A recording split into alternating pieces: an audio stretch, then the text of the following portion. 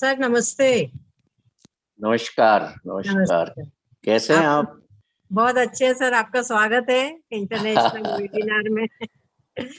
धन्यवाद, आपने याद किया, धन्यवाद। नहीं सर, आपको याद नहीं करेंगे तो हैप्पीनेस पर कोई काम होगा ही नहीं, अधूरा रहेगा।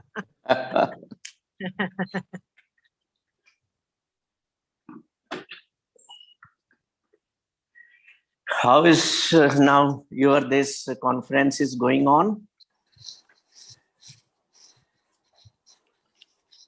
हाँ जी sir. Conference, I hope conference is doing good. Sir very well, है ना? वो चल रहा है। आज आपका है लेक्चर, उसके बाद जर्मनी से है, फिर लंदन से है।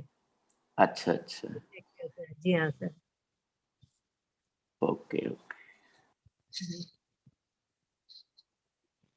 तो ये आपका कहीं लाइव भी टेलीकास्ट हो रहा है क्या, फेसबुक या कहीं, या यूट्यूब जी हाँ, पर? यूट्यूब पर है, यूट्यूब पर है। यूट्यूब पर है, जी हाँ। तो अभी सोल स्पेस से कॉल आया था मेरे पास कि मैडम अच्छा। आप लिंक फिर से भेज दीजिए, तो मैंने भेज दी है। हमने कहा जूम पे कर पाए, नहीं तो यूट्यूब पे तो कर ही सकते हैं सब।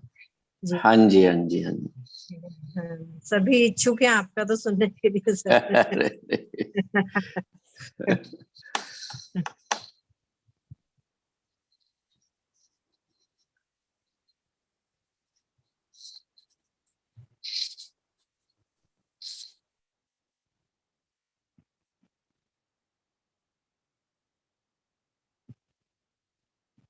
आज एंकरिंग भी नेहा करेगी, जो कि आपके सोल स्पेस से जुड़ी हुई है, नेहा मूलचंदानी। तो आज का एंकरिंग वही कर।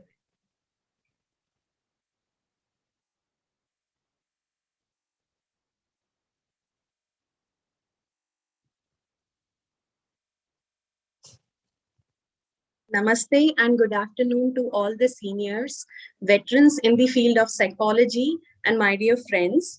We are just waiting for our other two speakers to join, and we shall soon begin the program.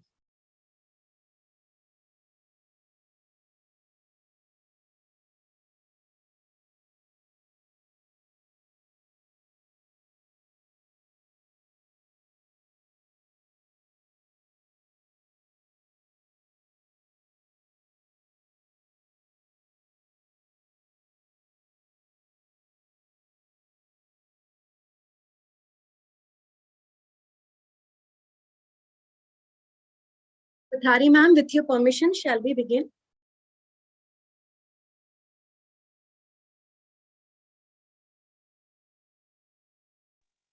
Yes please. हाँ, किंजल चौहान मैडम आ गई हैं, है ना? किंजल चौहान, हाँ ठीक है, okay, thank you. Namaste and good afternoon to one and all. I, Neha Moolchandani, on behalf of Government Maharani Lakshmi Bai Girls PG College Indore, welcome you all on the fourth day of the international webinar on Pursuit of Authentic Happiness. Under the guidance of our respected Chief Patron, our Patron Principal Dr. Meenakshi Joshi, and our convener Dr. Saroj Kothari, and all the other esteemed veterans in the field of psychology, neurology, and other holistic domains which aim for the well-being and happiness of the mankind. We all embarked on this journey together, and with a common goal, seeking a common destination, that is authentic happiness. And you all couldn't agree more with me. What a beautiful journey it has been till now. All I can sum up from the past 3 days learning is, once we take that journey within, all that is outside of us becomes even more beautiful than before. Without consuming much of the precious time, I extend a warm welcome to our esteemed speakers of the day. Dr. Gurmeet Narang, fondly addressed as the man of happiness from our own city, Indore. Dr. Anuradha Jain, she belongs to Germany, being an Indian, and Ma'am Kinjal Chauhan from London. Dr. Gurmeet Narang, worldwide known as the man of happiness, is an industrial engineer and holds PhD in management engineering from DAVV Indore. He also holds PG degree in business finance, journalism, advertising, public relations, and public speaking. Dr. Narang is a humanitarian, inner engineer, wisdom keeper, resilience researcher, thought investor, writer, speaker, and a happiness teacher. He has written books on management, Gurbani, and happiness. He is recipient of various national and international awards. Recently, he is awarded as the most fabulous global happiness leader by World Happiness Congress. He has delivered more than 1,100 talks on happiness worldwide. His books, My Happiness, Nighttime Mantra for Happy Morning, The Seeds of Joy, Stories That Touched My Life, and Walk With Me are world famous. This year, he wrote 2 books, Back to the Basics of Life and The World from My Window. Dr. Narang is founder-president and chief happiness officer of India's only eternal happiness organization, the Tavlin Foundation.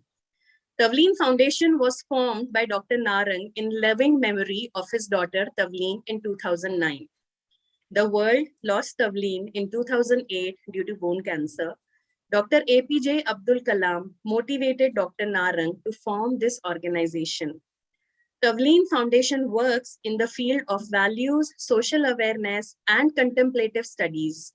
It works to reduce suffering in human lives and thus bringing happiness in life. Now, completing nearly 11 years, Tavlin Foundation is a renowned name in the field of promoting happiness, love, and compassion, not only in India, but even abroad. Personalities from all over the world are connected with Foundation and write for Foundation's annual journal, Soul Space. Tavlin Foundation runs various campaigns like Happiness Symposium, Soul Space Readers Club, Life and Mind Talks, Meet the Master, Karuna Parivesh, Save Innocence in Life, Life Conversation with Dr. Narang Against Depression, Aao Sunaun Tumhe Ek Kahani, A New Earth Campaign, and adding a new chapter to the list is the new Women Wing recently inaugurated. Dr. Narang has only one mission in his life: to spread love and compassion in the lives of all, and this is his happiness and way of life. He teaches through Tavlin Foundation to children, youngsters, and others the way of happy life. He daily meets people who are suffering from depression and who have lost loved ones and guide them to come out of sufferings. All his services are free of cost and selfless. Thus, Tavlin Foundation is working to make this world far happier and kinder. Sir, we are all privileged to have embarked on the journey of pursuit of authentic happiness and are truly fortunate today that the path would be enlightened by your presence. We welcome you again and we really request you to take the platform. Thank you. Thank you, Nehaji, for such a beautiful introduction. Thank you very much, and I am honored to be here among all of you. Good morning, good afternoon, all the listeners, all the who are present here in this beautiful happiness session. I hope you enjoyed the last happiness sessions. I think you are listening on happiness since 2-3 days. So you people have got something or something change in your thought process or your life.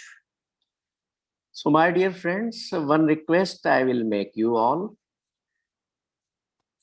Please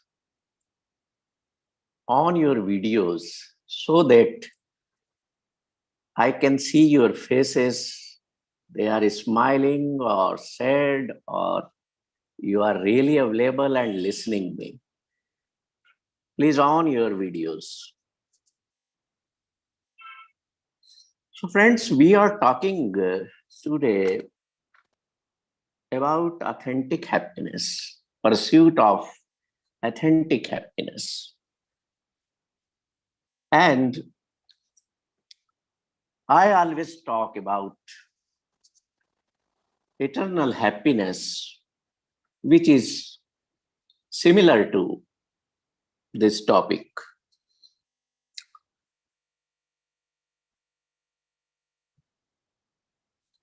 You know that the world has two things for you here. You came here in this world, God sent you, and God asked you, "Come, my child, and I am sending you to the world for only one purpose, only one. I am giving you an asset, and that asset is of time. You will be living on earth for prescribed time or for prescribed duration by God. God invited you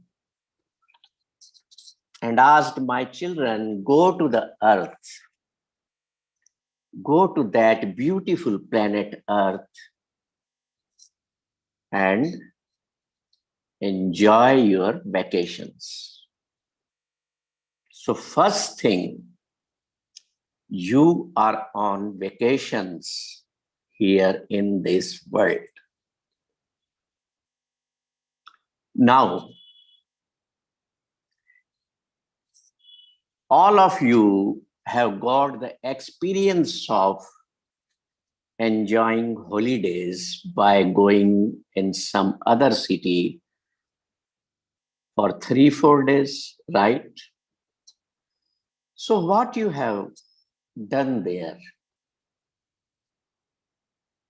you totally enjoyed theirs because you found that I am on vacation for some days here in this city and I have to not waste my time in other works, in worries or anything else. So enjoy there, you stay in a hotel, you enjoy everything there. Similarly, God sent you on vacation for some time, some years, and said, go, my child, and enjoy your vacations on earth. You are traveler here. For some time, this earth is not your destination. तो आप कहीं भी छुट्टियां मनाने vacations पर जाते हैं तो वहां पूरा आनंद में रहते हैं आप, ब्लिसफुल स्टेट में कि मैं यहाँ आया हूं, मैं कोई चिंता नहीं करूंगा, न पीछे की न आगे की, not of even my work, no worries at all. तो फिर इस दुनिया में जब आप छुट्टियां मनाने आए हैं तो फिर आप यहां क्या कर रहे हैं? Are you all centered on worries, looking for more and more positions, or involved with all the nonsense worldly activities? So to get the authentic happiness or real joy or eternal happiness in life, you must be aware, you must be awakened of what? First thing, you are on vacations, you are a traveler. और ये देखिए कि आप जब छुट्टियां मनाने किसी दूसरे शहर पर किसी विदेश की यात्रा करते हैं या कहीं भी जाते हैं तो there you enjoy only. You are not attached with that hotel room also, not with the furniture of the hotel, and even not the people serving you or staying there, right? Then how you can be attached with the people of your family, of your corporate world, of your institution, with your friends, all those, as you are vacations on this earth. तो हमें ये ध्यान रखना है authentic happiness पाने के लिए कि हम एक ट्रेवलर हैं, एक यात्री हैं, और ये जो यात्रा है हमारी, this is known as life, and we have to make this life most beautiful, because we don't know in future, after our death of this body, we will get again this opportunity or not. So make this life which you have got most beautiful, happier and kinder. Don't involve yourself in worldly nonsense news, nonsense activities. Don't waste your time. The test of authentic happiness, how will you find that you are owner of authentic happiness, or you are manufacturer of authentic happiness within yourself? ये तो आपके कई जो speakers आए हैं उनने बताया होगा कि happiness can only be generated from within, from inside, not from the outer circumstances.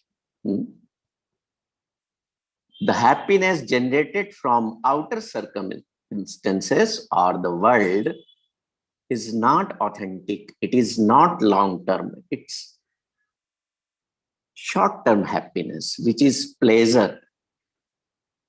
So to test, I am owner of authentic happiness or not. First thing, when you are happy or smiling without reason, you can be owner of authentic happiness. When you are able to sleep like a child, you can be owner of authentic happiness. The people sleeping in stress and worries and waking up again in stress and worries are wasting their lifetime in worries and are wasting this beautiful life in vain. So we must not waste it. The second test, which says, when you sleep like a child without any worries of the world, of the family, of the business, of the job, then you can be a holder of authentic happiness. When you live your life at zero complaint level, you have no complaints against anyone, you can be owner of authentic happiness.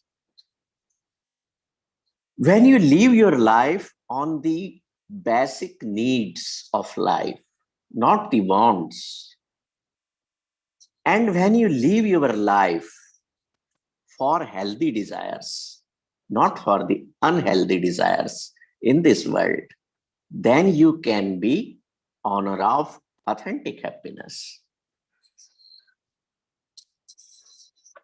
I tell you one small story which will explain you what the authentic happiness is and how we can generate within ourselves. If I define it, authentic happiness is that state of mind which possesses purity, nobility, generosity, and calmness in our thoughts and in our actions. You may ask, is it possible to have that state of mind? Yes, it is possible. To be authentically happy, you will have to give a higher and beautiful meaning to your life. Living without meaning or higher meaning in life, you cannot attain the eternal happiness, the authentic happiness in life. You can get so many types of happiness. Some are short term, some of medium term, some of lifelong happiness. So basically, I teach eternal happiness, which is long lasting. In every circumstances, in every parts of life, either it is good times, either there are times of adversity, but your smile should not be converted into a sad face. The smiles which you take from the outer world, I say them as rented smiles, rented happiness, or borrowed happiness. We must generate within ourselves the happiness, and which happiness you generate yourself will remain there along with you always, the whole life. Because you are born out of love and happiness. Happiness is our innate nature. God created us out of happiness and not out of frustration. Hence, to be happy, we must have our life's meaning. Without meaning, जीवन में कोई मजा नहीं है, जीवन के अर्थ का कोई मकसद नहीं है अगर जीवन का, तो there is no joy at all, no real joy at all. I tell you a small story of Viktor Emil Frankl. I think you people have heard that name. He was a great writer. Basically, he was a medical practitioner and a neurologist. And in his times, there was a great war fought in Prague. And he was separated with his whole family and kept in a concentration camp. He was separated with his father, mother, wife, children. He was alone there.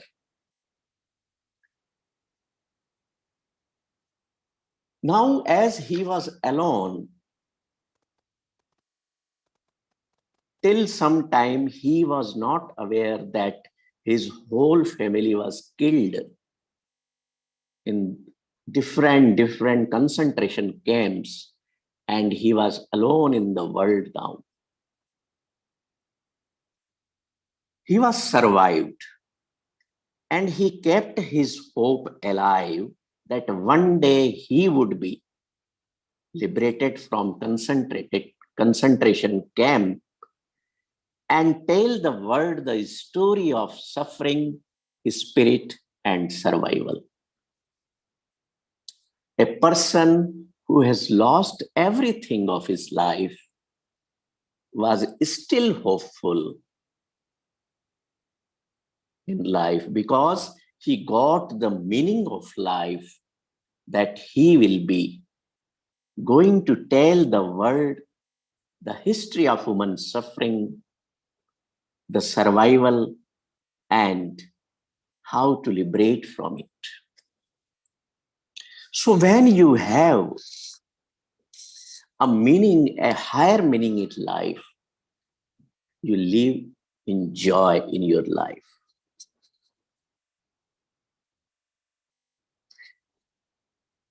The writer or the doctor, Victor,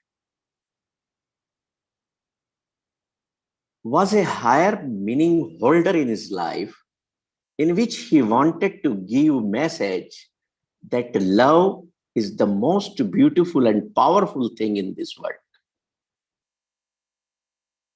And a man who has lost his everything still can be happy by finding meaning in that suffering and death of loved ones.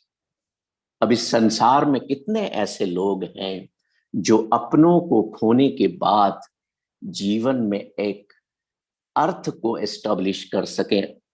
Earth means purpose, meaning of life को establish कर सकें. There are so many people who have done this. To get the higher meaning in life, we need to realize that even in most painful and dehumanizing conditions, we can also find meaning and happiness in life. The vector in that concentration camp wrote the books on how to find the meaning in life. To get higher meaning in life, you have to know for what and why you are living in this world, why you came in this world.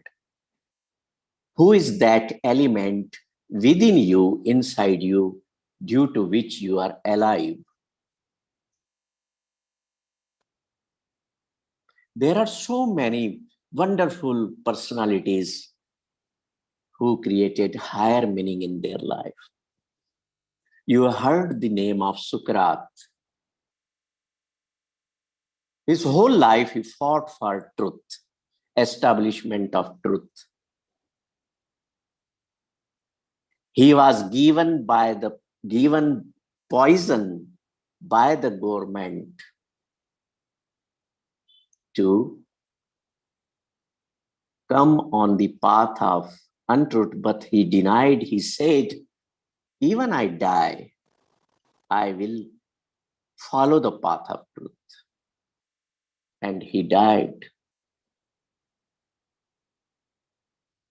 Guru Gobind Singh had a higher meaning in life. To have sacrifices, to attain, to fight against the adversity of the rulers. He sacrificed for this higher meaning of life. His father, his mother, his sons, and his family. कितने लोग दुनिया में ऐसा कर सकते हैं? Buddha left his palace with a higher meaning to make people aware and awake about the suffering. He was the son of king, but he left the palace and kingdom. जो लोग अपने जीवन में एक उच्च आदर्श और अर्थ या मकसद स्थापित करते हैं, वो लाइफ में ऑथेंटिक हैप्पीनेस को परस्यू करते हैं, होल्ड करते हैं. Otherwise, you came in this world, you eat, you dance, you go to college, you go to work, come back to home in the evening and sleep, and the same day your routine starts the same. You will not get any authentic happiness in life. You will be the owners of sorrows. To get eternal happiness in life, you must know about the sources of sorrows in life, the sources of sufferings in life. If you own within your mind the hatred, the greed, the delusions in human psyche, then you will be full of suffering in life. To get eternal happiness, authentic happiness in life, you must be capable of loving the people, loving the all creature on earth who are unloved. जिन्हें जीवन में प्रेम नहीं मिला है ना, उन्हें आपको प्रेम देना पड़ेगा.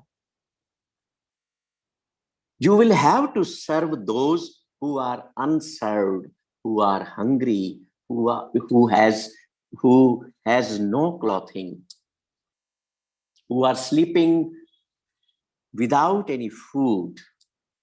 In India, 60 million people sleep without food. If you are capable of sharing the things, giving the things, then you can be happy in life. Because ये जो मैंने एग्जाम्पल्स दिए कि इतने लोगों ने सेक्रीफाइस किए अपनी लाइफ में हायर मीनिंग को पाने के लिए, क्यों सेक्रीफाइस किए? The person here in this world who sacrifices is the owner of authentic happiness. Why? Because he shares his life, he contributes beautiful things to the world. He is always ready to give. He never takes anything in place of giving anything. Because he understands that Guru Nanak once said, if you want to be authentically happy in life, just give, just share what you have. It is not the matter that you give always money. You can just give a smile, you can just give a hug. You can just give a beautiful idea to another person. You can share kind words with other people, sweet words with other people. You can be owner of authentic happiness only if you contribute to this world a beautiful and wonderful things. You are here in this world to contribute only. You are not owner of anything here. यदि आप सोचते हैं कि आप owner हैं, you possess so many things, you are doing mistake. Even you are not owner of your body also. Nothing is permanent in this world. If you know the impermanent nature of the world, then you can possess enormous joy in your life. If you know that this body is also not a permanent thing with you, one day it will be dead. You will leave this body also. तो जब हम इस शरीर को ही अपना नहीं जान सकते, अपना नहीं समझ सकते, ये हमारा नहीं है, तो how you can say this home is mine, this workplace is mine, these family members are mine? No. You have to live in family. You have to do work for your bread and butter. But at the same time, you have to keep in your mind the impermanence nature of life and everything. Then you can be an owner of authentic happiness in life. Believe in giving and sharing, because Guru Nanak said, Lena to dukh hai. To take is to invite suffering and sorrows in your life.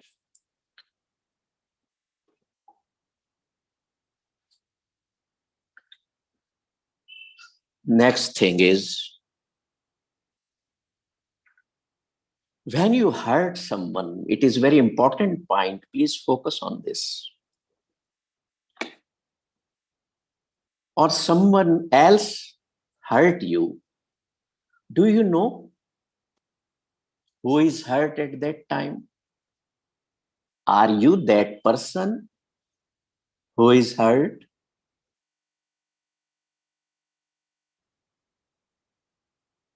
No, you are not hurt. That is someone else who has hurt. मान लीजिए कोई आपको hurt करता है, मान लीजिए आपकी पत्नी आपको हर्ट करती है, तो at that time you are husband, that's why you got hurt. If you are a human being, then you will not get hurt. When you are wife, when you are children, when you are father, कोई कुछ गलत कह देता है और आप hurt होते हैं, तो a father gets hurt, not a human being, not you. Please understand this depthful thought, which says that if you want to get authentic happiness in life, understand the basic sufferings of life, basic sorrows of life, due to which unhappiness is generated in your life. Because without seeing darkness, you cannot know the importance of light. Right? So, if you don't understand the suffering, then you cannot understand the happiness. Only darkness can give you the importance of light in your life. Similarly, if you understand suffering, कौन मुझे hurt करता है, किन किन बातों से दुनिया में मैं हर्ट होता हूं, वो कौन होता है हर्ट? क्या मैं हुआ या उस टाइम में जो रोल प्ले कर रहा हूं? मान लीजिए मेरी पत्नी ने मुझे हर्ट किया, तो at that time I am playing the role of a husband. तो हस्बैंड को हर्ट हुआ, ना कि मुझे. If a teacher ask something to a student और स्टूडेंट हर्ट होता है, उस वक्त उस स्टूडेंट में जो तत्व एलिमेंट मौजूद है, द सेल्फ एलिमेंट, वो हर्ट नहीं होता है. That's why I say, don't make these hurts or don't give a place to hurts in your heart. Because whenever you are angry, whenever you are get hurt, whenever you are in any negative mode, question yourself कि कौन दुखी हुआ है इस वक्त? I was born in love, I was born in joy, then how I can be sad? When this type of nature, when these types of thoughts you create in your mind, when you make your mind a beautiful garden, then always you will have joy in life. मेरे पर कोई गुस्सा भी करता है ना, तो मेरी हैप्पीनेस इंटैक्ट रहती है. My happiness, always I try to keep my happiness intact. If someone is abusing me, if someone is angry on me, or if someone is doing anything against me, how? जब भी आप पर कोई गुस्सा करता है, वो बोल रहा है, शांत रहिए, पूरा सुनिए उसको. Have deep listening skills within you. Let the other person allow to speak fully, which he holds or she holds his or in her mind. जब आप अगले की बात पूरी सुनेंगे, तो उसके माइंड में जितना भी गार्बेज है, वो गुस्से में बाहर आ जाएगा. And at that time, give an instruction to your mind not to react. Say to yourself, I will react or I will respond it after 2 hours to this person. And after 2 hours, you will see that you will say to yourself that I don't need to react or I don't need to respond. There is no meaning in it. There is no meaning in doing it. This is how you can keep your happiness intact. Automatically, you will have a smile on your face. That's good. That's great job done by me. I didn't react.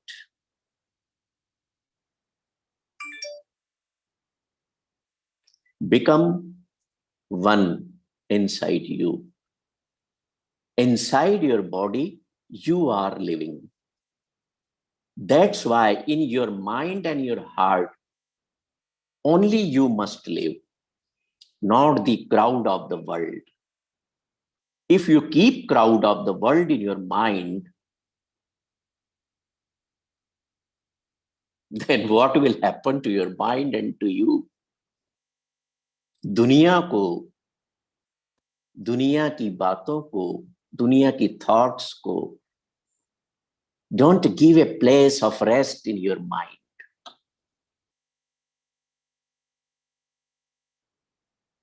Make your mind a place of giving rest to your own beautiful thoughts.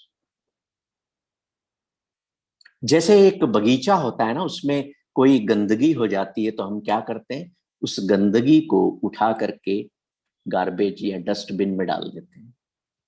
That is not needed in the garden. So whenever a negative thought comes to you, show that thought and no entry board कि भाई तुम्हारी मेरे mind में जरूरत नहीं है.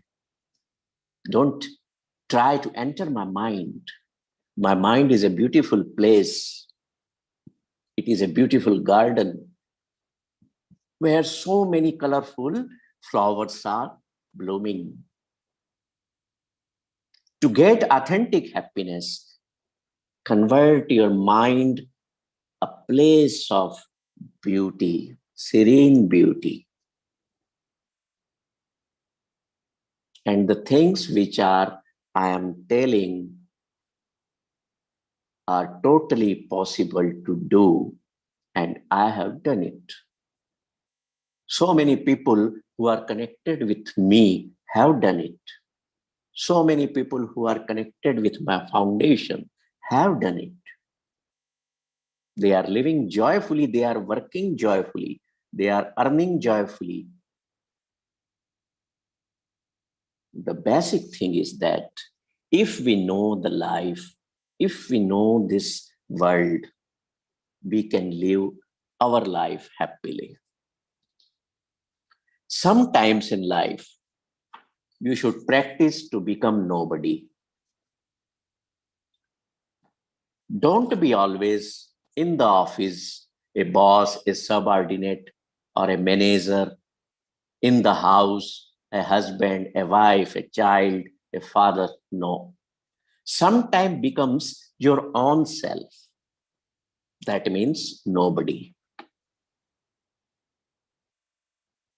Then you will enter in the world of serenity. Then you will enter in the world of happiness. और आपकी जो रियल पहचान है वो नोबडी होने की ही है कि मैं कुछ भी तो नहीं हूं. The roles which I am playing in this world are only making me sometimes fool, sometimes in sorrow, and sometimes in pleasurable living. जब कभी मैं बेटा बनता हूं, जब कभी मैं पिता बनता हूं, जब कभी मैं मां बनता हूं, पति बनता हूं, पत्नी बनता हूं, at that time think that I am just playing my roles. Nothing more that. And when you play your roles at every level, honestly, with responsibility, you will never come in suffering in life. जैसे आप देखते हैं ना कि stage पर लोग नाटक करते हैं, ड्रामा करते हैं, अलग अलग रोल प्ले करते हैं, और स्टेज से जाने के बाद फिर वो वैसे ही हो जाते हैं जैसे वो पहले थे.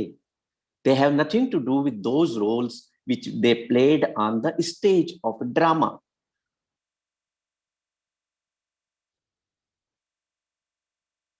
We have to live life according to that drama. What we are doing in this world, we are just playing a drama with different roles and characters. So when you understand the truth and realities of life, you can enjoy this life. This is very beautiful life. Whenever you wake up in the morning, start your day with acceptance, not with refusals. जब आपकी आँख खुलती है, when your eye opens or your eyes open in the morning, your first thought could be of gratefulness to God. You must say, wow, thank God I am alive today. मैं जिंदा हूं, अपने आप को चेक करिए. इससे बड़ा चमत्कार दुनिया में क्या हो सकता है कि that today I am alive. At this day, is time, if it is 6 a.m. in the morning, think, I am alive, it's a miracle. Thank God you gave me another day to enjoy my vacations. Otherwise, on 6 a.m., when you woke up, there are so many people in the world who are taking their last breath. Or at 6 a.m., so many people have left the world, but you are still alive. So be grateful in life always.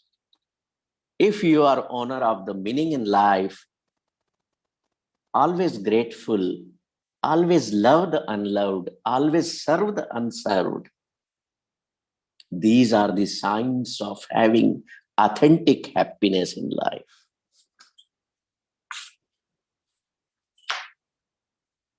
You are manufactured, you are made with so many things. If I say your body is made of so many tattvas, so many elements, it is not only the production of your father and your mother. It is production of earth, waters, sun, everything, fire, everything you are made of. You are a non-self element. When you think that you are made of non-self element, you are made of your ancestors, you are made of the trees, you are made of soil, all the things which are here on the earth, then you will have abundance capacity of your mind for the goodness of others. And when you have abundance of mind, the suffering and pleasures coming in your life will not affect you. Because we are made of non-self elements.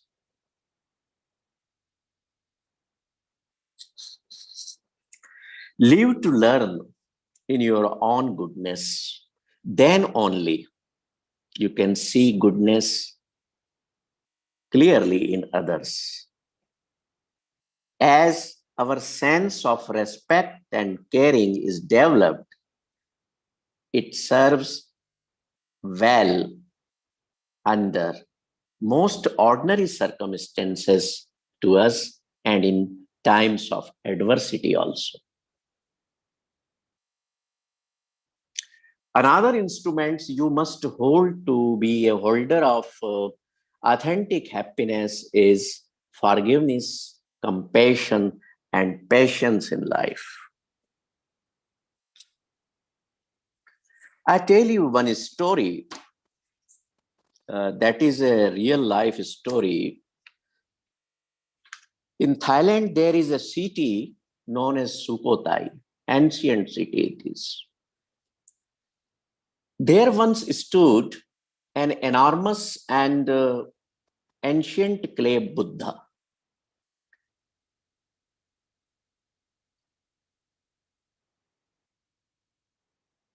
At one point, the monks who served in the temple noticed that the clay of the statue of Buddha had begun to crack and would soon be in need of repair and repainting.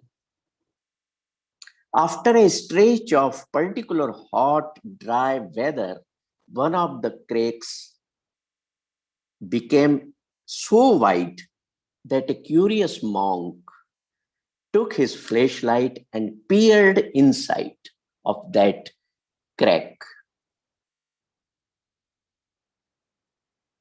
What shone back to him was a flash of brilliant gold.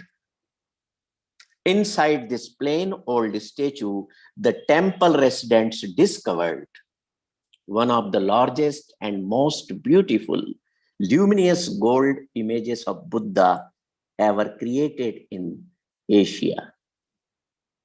Now uncovered, the golden Buddha draws through of devoted pilgrims from all the world.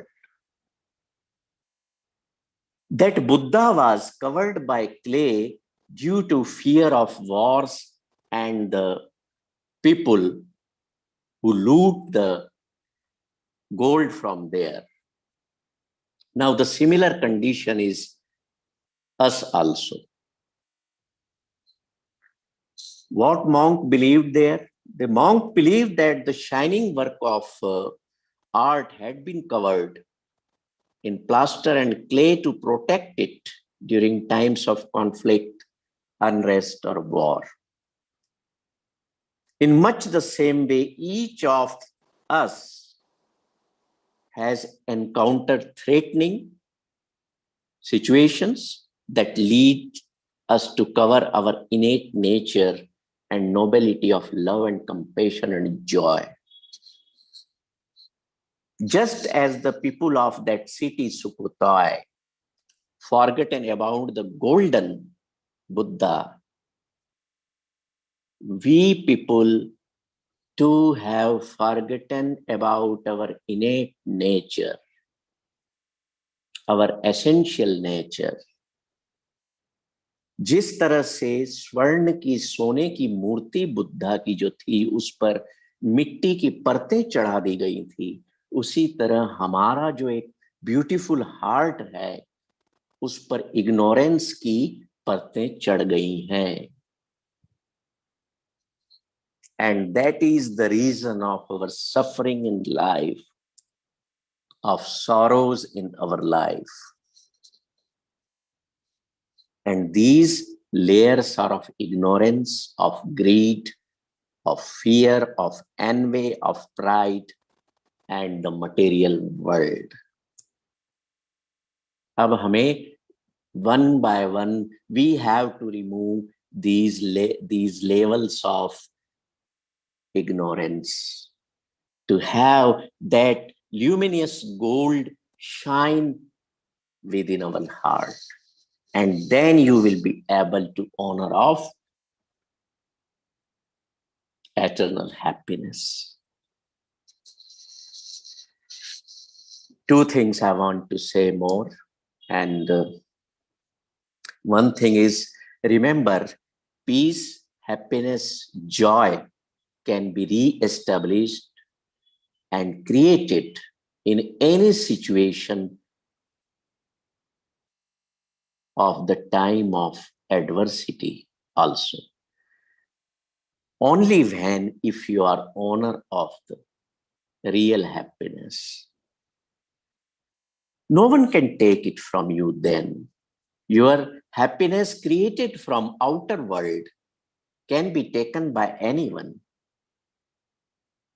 But your happiness which you generated from within yourself, manufactured within, no one can take it from you. Joy can return in suffering and problems also.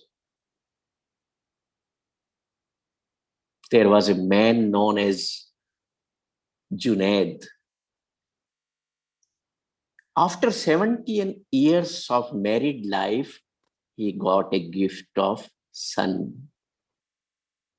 And that son, when son was 5 years old, he was killed in an accident.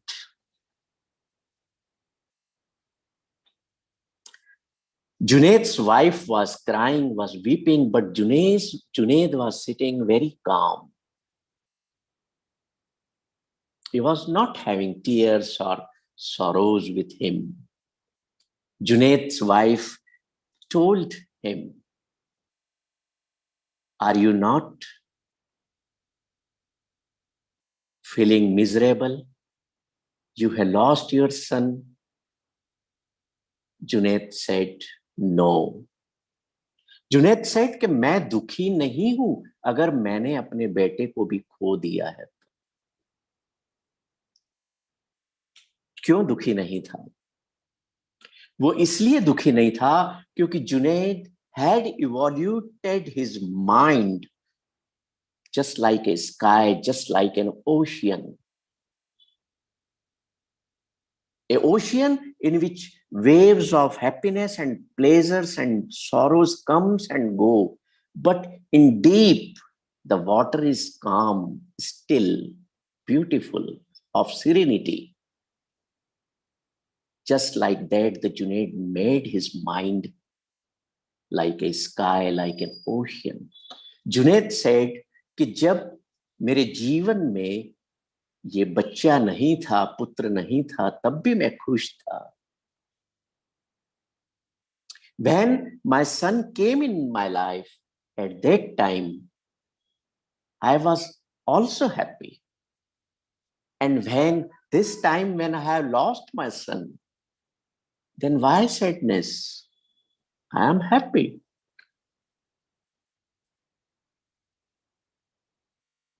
This is the way, this is the feeling to get authentic happiness in life. Junaid says that I am grateful to God that He gave me the happiness of a son for 5 years. मेरी कोई शिकायत नहीं है. मैं शुक्रगुजार हूं कि उन्होंने 5 वर्ष के लिए मुझे एक पुत्र के होने का सुख प्रदान किया.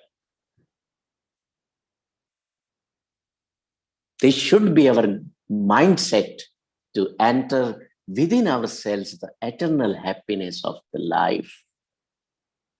I remember one small event when my daughter was taken in operation theater. She was suffering from bone cancer.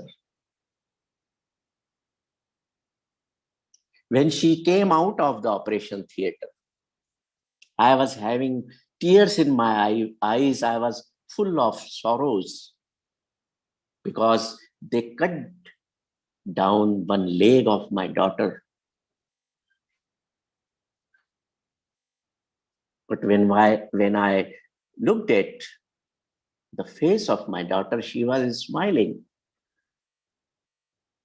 and told me, "Dada, why you are so sad? Why you are having the tears in your eyes?" I told, "I am very, very sad that, my dear daughter, you have lost your leg." She told me, "Why sadness? We must be grateful to God that still I have one leg with me. With support of that, I can walk, I can move. So why there is sadness within you of losing one leg?" This is the thought process which creates within ourselves the eternal joy, eternal happiness. One day I lost her,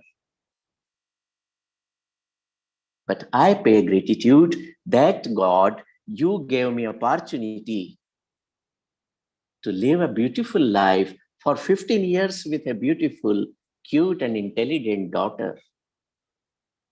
And that is my joy. We must always be grateful, not only for the things we get in life, but the things we lose in our life. We must remember our death at every point of the life so that our actions could be pure, just like milk. Because we have to leave this place one day. Why forget death? When you remember death always, you will live life beautifully and always in happiness. कि मुझे भी तो एक दिन इस संसार से जाना है ना, तो मैं दुखी जीवन क्यों जीऊं? So my friends, get eternal happiness in life.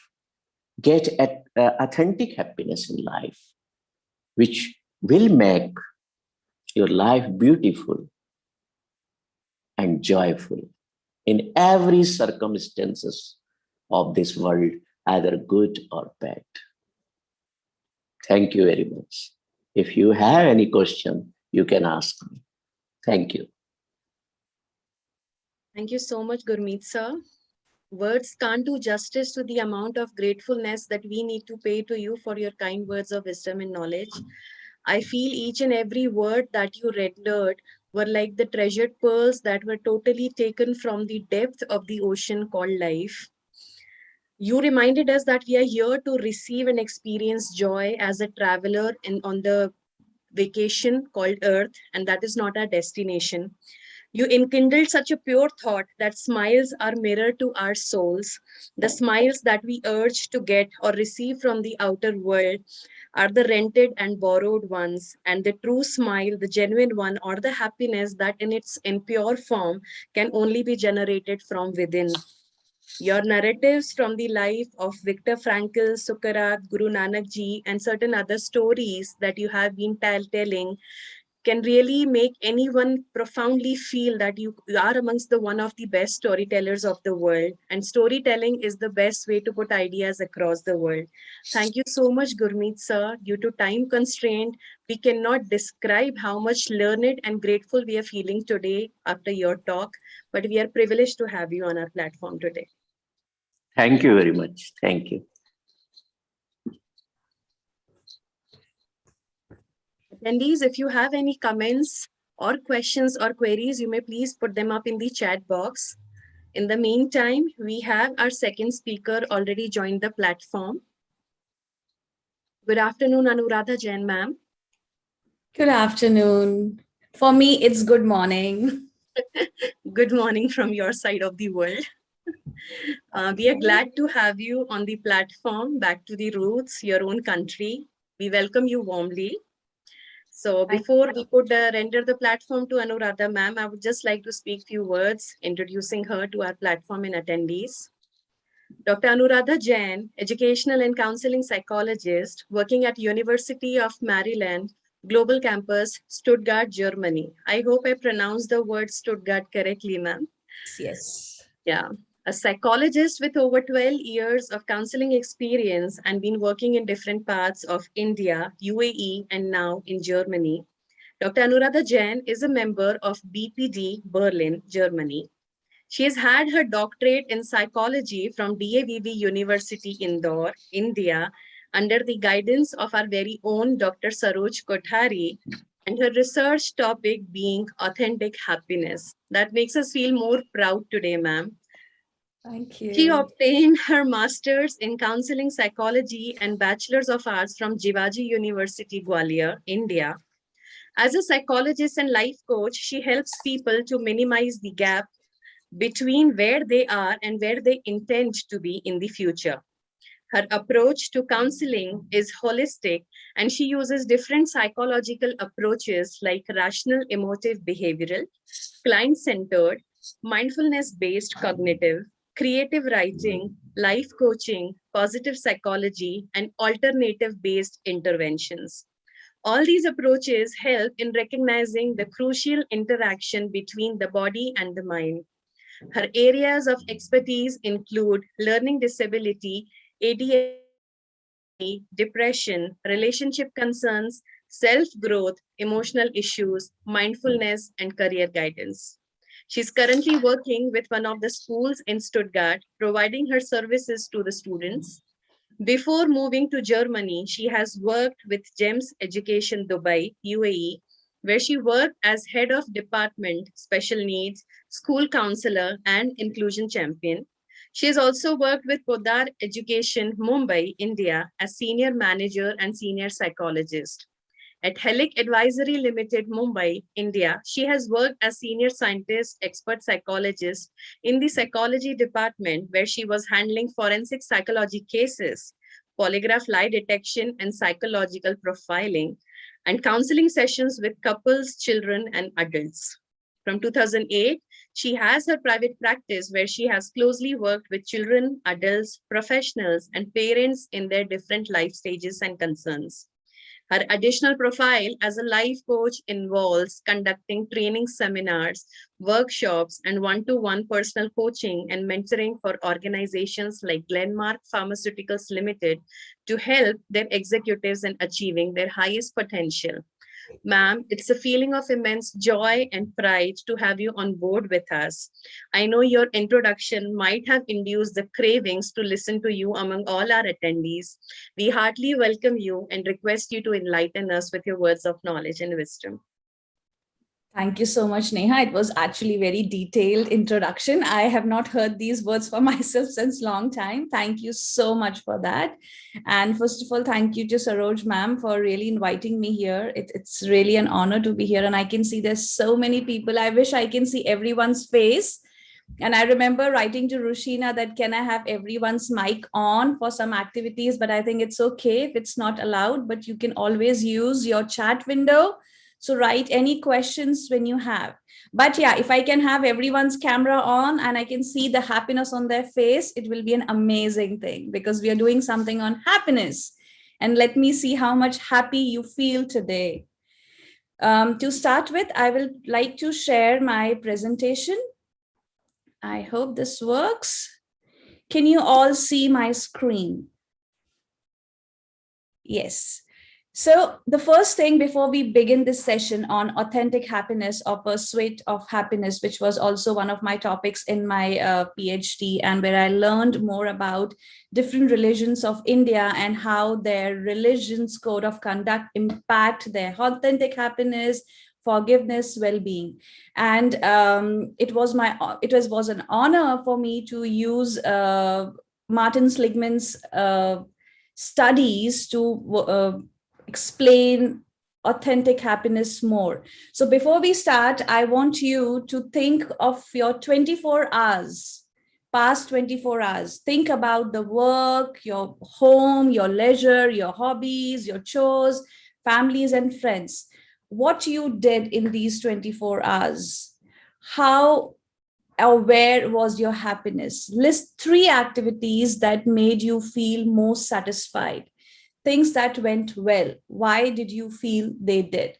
What was the reason that you felt happy? Is authentic happiness just a smile on the face? Is it really an emotion, a smiley emotion, or is it more than that? So I hope this presentation and the theories of Martin Seligman will help us to understand what happiness is according to him, he being the father of positive psychology. So I would like to start with a quote from Pharrell Williams. He says, happiness is a human right. It is neither a luxury or triviality. It is given to you at birth, but you must recognize its existence. It is important as the breath in the air, the breath of the air in your lungs. If people aren't happy, the world is not right. So he says that happiness is our right. And I remember doing one workshop with Saroj ma'am, and I had a question for everyone that what are the 2 goals of life? What are we doing? Whatever we are doing, whether it makes us happy or it makes us sad, we still have 2 goals in life. Do anyone want to put it in the chat window? According to you, what are the 2 goals of life? According to you, according to your parents, according to your friends, what do you see? What are the 2 goals? May I ask Neha to read the chats because I can't see it here? Sure, ma'am. Do we have anyone who can Not tell yet. me? I guess the attendees might be just typing. Sure. What are the 2 goals of life? Dr. Tej Prakash Vyas says Parhit, G. job. The other comments read to fulfill our destiny. Another one is happiness and peace of mind, job and happy family, continuous growth of our capabilities, money and prestige, happy life, well-settled life, healthy and wealthy life, to make everyone happy, mental satisfaction, survival and satisfaction, happy heart and peace of mind, satisfaction and happiness. Someone writes, life is a journey, so enjoy while it lasts. Amazing. Yes, these are the goals of life, but I would like to make it a little smaller and tell you there are only 2 main goals. Whatever we do in life, we do it either for the happiness, because it gives us happiness, or there are things we still do which doesn't give it happiness, is because of survival. So whatever work we are doing, जो भी job हम कर रहे हैं, we are doing only for 2 things. या तो वो हमें खुशी देते हैं या वो हमारे सर्वाइवल के लिए essential है. So happiness, according to Martin Seligman, is not a smile on the face. It is more than that. Let's figure out what is it. So he believes in happiness is a meaning and a purpose of life, the whole aim and the end of human existence. And this was a quote from Aristotle, and Martin Seligman got inspired with this quote and he wanted to know more about happiness. So he started positive psychology. Martin Seligman was a father of positive psychology, and he is also the writer of Authentic Happiness. He is also the writer of The Flourish, which we will see in upcoming slides. He was also the head of Positive Psychology Center in the University of Pennsylvania. He was also a former president of American Psychological Association, which we formerly known as APA. While writing our researches or while writing our thesis, we follow APA for the structure and everything. He has coined a lot of theories in positive psychology, which are authentic happiness, PRIMA, post-traumatic growth, 3 appreciations, and the value in action inventory of strength. Today, I would like to take you through 2 of his main theories. One is on authentic happiness and second one is PRIMA. So going back to what is positive psychology.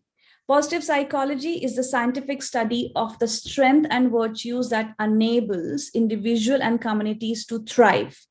The field is founded on the belief that people want to lead meaningful, fulfilling lives, to cultivate what is best within themselves and to enhance the experience of love, work, and play. So here he means to say that, again, the smile on your face is an emotion. You are happy because you won a lottery. It's an emotion. But what makes happiness a positive thing in your life is the strength and virtues we have, which makes us live our life with a lot of satisfaction. If you have any questions, please do write on the chat window. I will quickly go to the beliefs Martin Seligman had. So he believed that psychology should be focused on strength as well as weakness. In life, we should not just focus on, oh, what's good in us, because yeah, that's thriving us. But there are times when we have weakness or we have something which is not helping us to live in life. life happily. So we have to focus on the weakness also, because either we can change our weakness or we have to accept the weakness. Normally, when I work in the clinic and I have clients, my job is to understand their weakness and see whether they can change it or can they accept it. Because if you are not aware about your strength and weakness, it's difficult to find the balance of life, because there is something still poking your happiness and you're not happy. Then he talks about be interested in improving as well as repairing. And that's what I talked about, the weakness, where we want them to be improved or we want them to repair. Then to help normal people live fulfilling lives as well as healing, because it's believed that people need a lot of healing, whether it's from their past traumas or whether it is from small activities or small incident that happen throughout the life, starting from childhood. And when a client comes to us, it's very important for us to understand their past, to see where is the root problem, where is this satisfaction issues coming from. Are there some traumas? Are there incidents in childhood which are creating these traumas? So to heal them is also one of his belief. And that's where he goes from authentic happiness to well-being theory. So two theories we will talk about today is authentic happiness and well-being theory from Martin Seligman. So these two theories, the first one talks about happiness, the other one talks about well-being. And you might be wondering, what is the difference between happiness and well-being? So happiness measures life satisfaction, whereas well-being measures positive emotion, engagement, positive relationship, meaning, and accomplishment. And these are very important, and we will go in detail to understand what exactly he meant by positive emotion, what he meant by engagement, and so on, to understand a person, to understand how can we help a person to increase his well-being or increase his happiness as an emotion. The goal of authentic theory was to increase life satisfaction, whereas the well-being theory's goal was to increase flourishing by increasing positive emotion and all those 5 things that he mentioned in the measurement. So it's about flourishing. I will definitely show you a video of Martin Seligman to talk about what flourishing he meant. So going to authentic happiness, as I said, authentic happiness will be measuring life satisfaction to increase life situation. Suggests happiness could be analyzed into 3 different elements, 3 lives. These lives can be independent of each other. For that, I would like to share my screen again. Let me know if you can see my screen. 180. Can you see a video? Can you give me a thumbs up, Neha? Can you see a YouTube And it's video? not visible. The YouTube video is not visible now. Okay, let me try again. How about now? Yeah, it's visible now. Perfect. So this is a summary of his first book, Authentic Happiness, where he talks about his first theory and how he performed his experiment to figure out what is authentic happiness. Let's watch it. Nuns were entered into a study about longevity. Sorry to interrupt. Neha, can you hear the audio? Was audio audible of the video? Yes, ma'am. Please go Perfect. ahead. They all had pretty much a similar background. They all had the same lifestyle, same economy class, and the same social class. This study focused on which one of the nuns uses more positive words and experiences more positive emotions. This is what they found out. The nuns who expressed words relating to good and positive feelings lived longer. In this book, Authentic Happiness, Martin Seligman talks about many studies that confirm happier people not only have better health and live longer, they also tend to be more productive. Positive emotions aren't just good for us, but they also make us better human beings. When we are happy, we want to engage more with others and lift them up. But on the other side, it's when we are down that we become more self-focused and selfish. This book mainly deals with happiness and how we can increase the level of happiness in our lives. But in order to increase our happiness, first we need to understand what are the main components of happiness. Based on the book, happiness results from three main factors, which are given in the following equation. H equal S plus C plus V. H stands for happiness, S stands for set range, C stands for circumstances, and V stands for voluntary control. Now let's dig more deeply into these factors. Set range. This is the range mainly determined by your biology, and your happiness will be normally within this range. We all tend to have an inherited range of happiness, along with which we can move. This study shows that if you take a happiness test, almost half of the scores you get on the test are the same as the scores your biological parents would have gotten if they had taken the test. There is not that much you can do here, but the book suggests that you can increase the range if you push yourself to be a little bit more social, despite your genetic tendencies. People who have a low range of happiness tend to avoid social interactions, but happy people are very social, and there is some reason to think that their happiness is caused by lots of socializing. Circumstances. These are the circumstances which affect your happiness. Some conditions like having money, being married, or being healthy contribute to happiness. Studies shows that there is a direct correlation between how much money you make and how satisfied you are in life. But the correlation disappears once the income exceeds a threshold, and more money doesn't bring more happiness anymore. Married people are usually happier unless their marriage is really bad. Studies shows that most happy people are involved in a romantic relationship. Some people can argue this by saying that happier people are more likely to have a romantic relationship. On health, surprisingly, objective health has little impact on happiness. It's how healthy we feel we are that has a major impact. This has less to do with our actual health and more with our ability to see our health positively. Religious people are usually happier and more satisfied with life. On average, the more fundamental the religion one has, the happier he is. This is maybe because religion provides hope and meaning in life. But things like education, climate, race, and gender has no impact on happiness. Climate might give you a quick boost, but it quickly goes away. Voluntary control. This is what you can control and the things you can do to get your happiness to the upper part of your set range. But how can we do this? To answer the question, this book divides happiness and positive emotions into three categories: past, future, and present. Positive emotions about the past are like satisfaction and pride.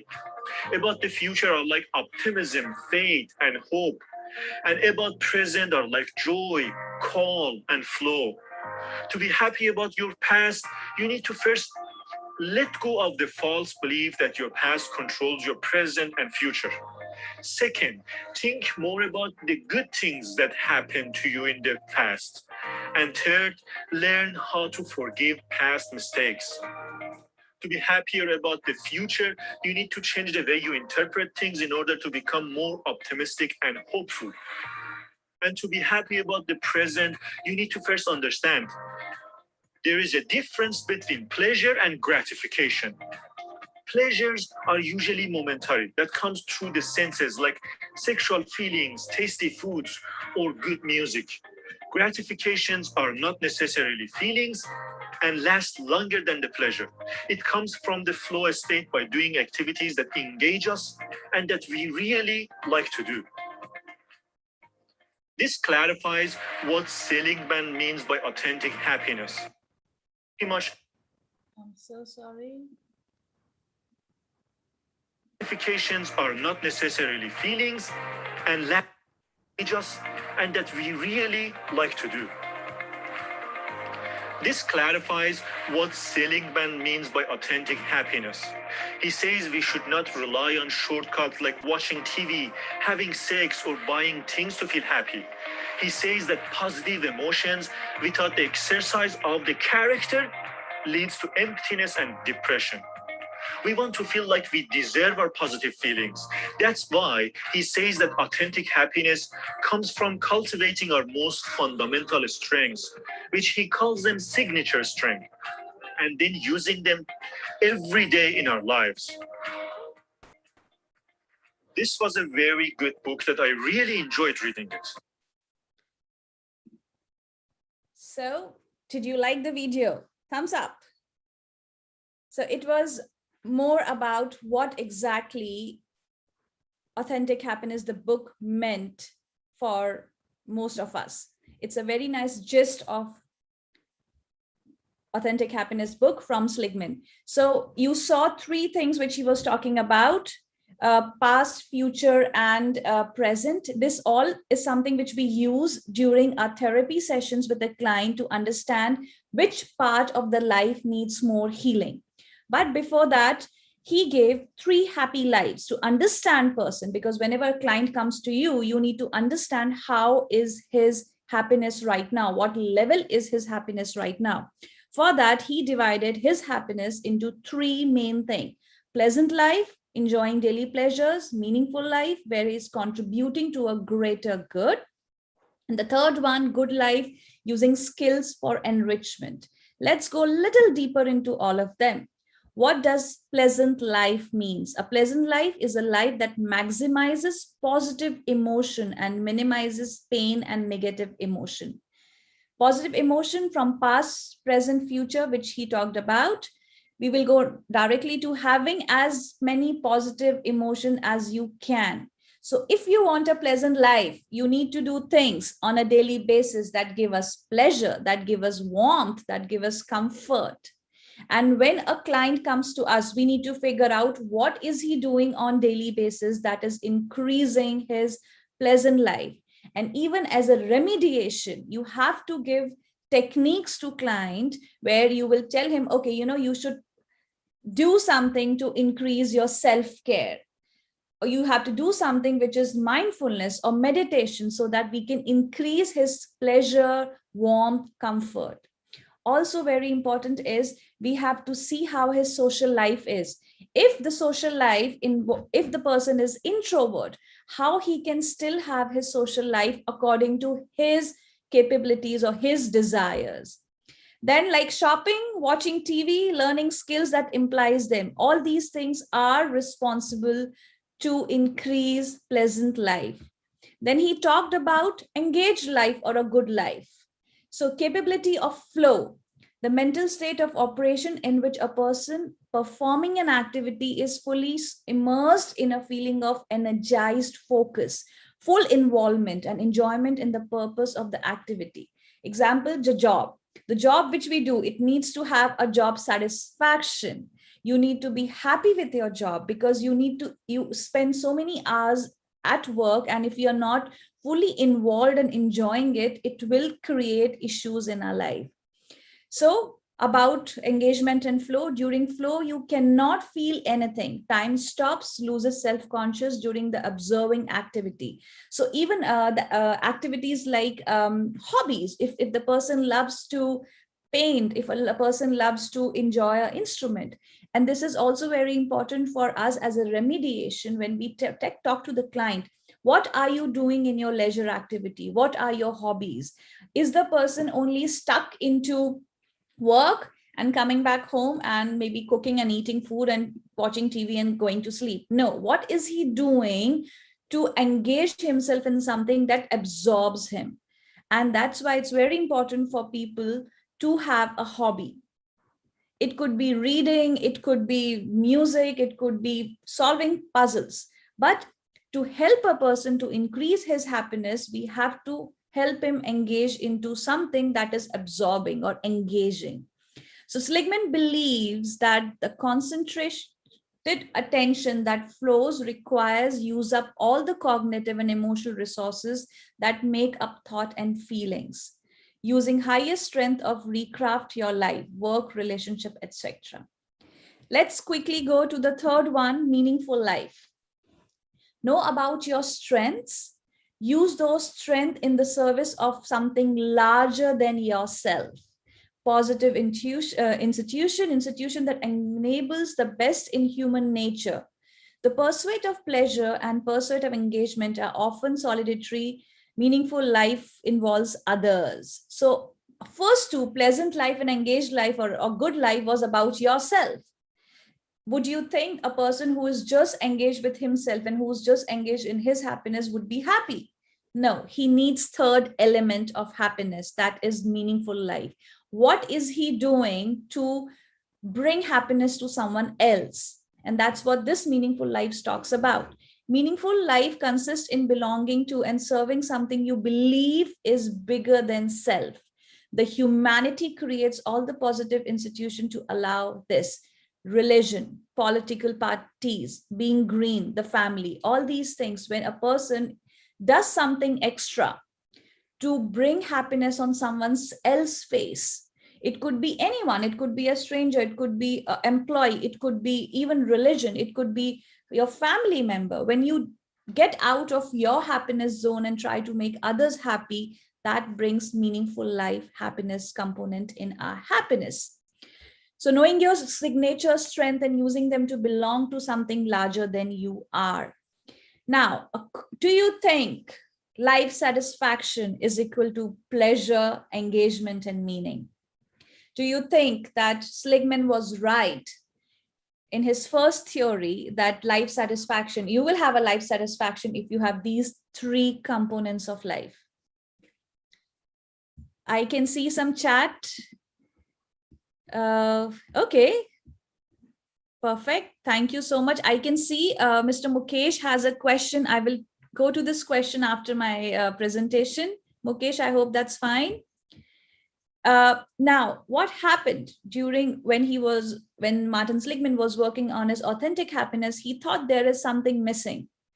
And he came up with a new theory called well-being theory. So well-being theory was, as I said, it was about well-being. It was about 5 components called prima. And it's about increasing the flourishing by increasing prima. Flourishing here means how you flourish in life, how you are achieving your goals, achieving your happiness in life. It's flourishing. So PERMA is about positive emotions, engagement, positive relationship, meaning, and accomplishment. Let's try to see a video again. Hold on, let me share that video of Martin Seligman. Here we go.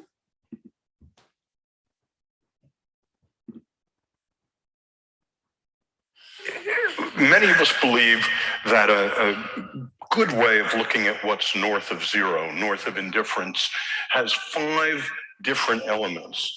And the first one is whenever I talk to press, I say, please don't put the smiley face on the cover. I was delighted that the advertiser today did not put the smiley face on it, but it is the question of positive emotion and happiness, rapture, comfort, joy. And I'm very interested in those things, the question of how to measure them and how to build it. But positive psychology doesn't end there. The second ingredient of positive psychology is engagement, flow, being one with the music. So the house lights are up enough so I can see the first dozen rows. And it looks to me that about 70% of you are one with the music now, that you're wrapped up listening in what I'm saying. The other 30% of you are having sexual fantasies, by the way. This is well documented. So we're interested in the question of measuring flow, measuring engagement, and how in schools, in the workplace, in your love relationships, in what you care about, you can have more of that. So we'll talk about that. The third element of well-being, to my way of thinking, is positive relationships. And the question, can you have better relationships than you do now? And it turns out there have been a couple of discoveries, one of which I think will surprise you, and techniques that children, people in corporations can learn. So we'll talk about the R, relationships. The fourth element, and notice these are different from smiley-faced elements, is meaning and purpose in life. And for me, that's belonging to and serving something you think is bigger than you are. And I'll tell you something about research on this and the question of can one have more meaning and purpose in life? And the fifth element, the A, is accomplishment. So PERMA is the acronym for this. The two important things about PERMA. If I was giving this talk 20 years ago, and I'm going to suggest toward the end that the measurement of PERMA is a good state and national goal. And if I had suggested that 20 years ago, people would have said, well, dollars are measurable, but well-being is not. So it turns out each of these things is measurable. I have a website that's free. It's called AuthenticHappiness.org. And it talks about, it has on it the 20 leading tests of these variables of well-being. And they're free. You can take them if you want to know. About 2.5 million people have registered at the website and taken it. So if you actually want to know what your sense of humor is relative to other Australians, you can find out actually. So the percentiles about this. And then the dieting question occurs. It turns out each of these things is buildable. And part of the reason I never worked, I spent my life working on misery, trauma, helplessness, depression, suicide. And part of the reason I didn't work on well-being, it was a study about 35 years ago, which looked at lottery winners in Illinois. And it basically measured the smiley face, how happy they were. And it followed them. And it turns out when you win the lottery, you get happier. But about 3 months later, you're back to your usual curmudgeonly self. And so I said, well, I didn't want to work on anything as transient as that. But it turns out that's not representative of this. And positive emotion, engagement, relationships, meaning, and accomplishment are probably buildable in lasting ways.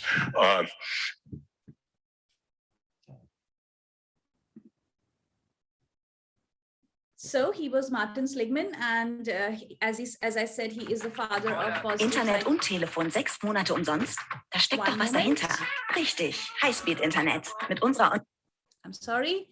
So as he said that on his website, you can actually find different tests which are applicable for all age groups, all races, and where you can actually measure what is your happiness, what is your meaningful happiness, or what is your prima. Somebody has asked me to go on a presentation mode. Can somebody help me how to do that? So you can see my presentation on full mode. Neha, do you want to help me with that? Can you see my presentation on full mode? Seems good enough, ma'am. Okay, perfect. So I will go to the website thing a little later. We'll quickly go on what is the first thing called positive emotion. Positivity is a tool for more resilience and life satisfaction. Building block for positivities are joy, gratitude, interest, sincerity, hope, pride, amusement, inspiration, and awe.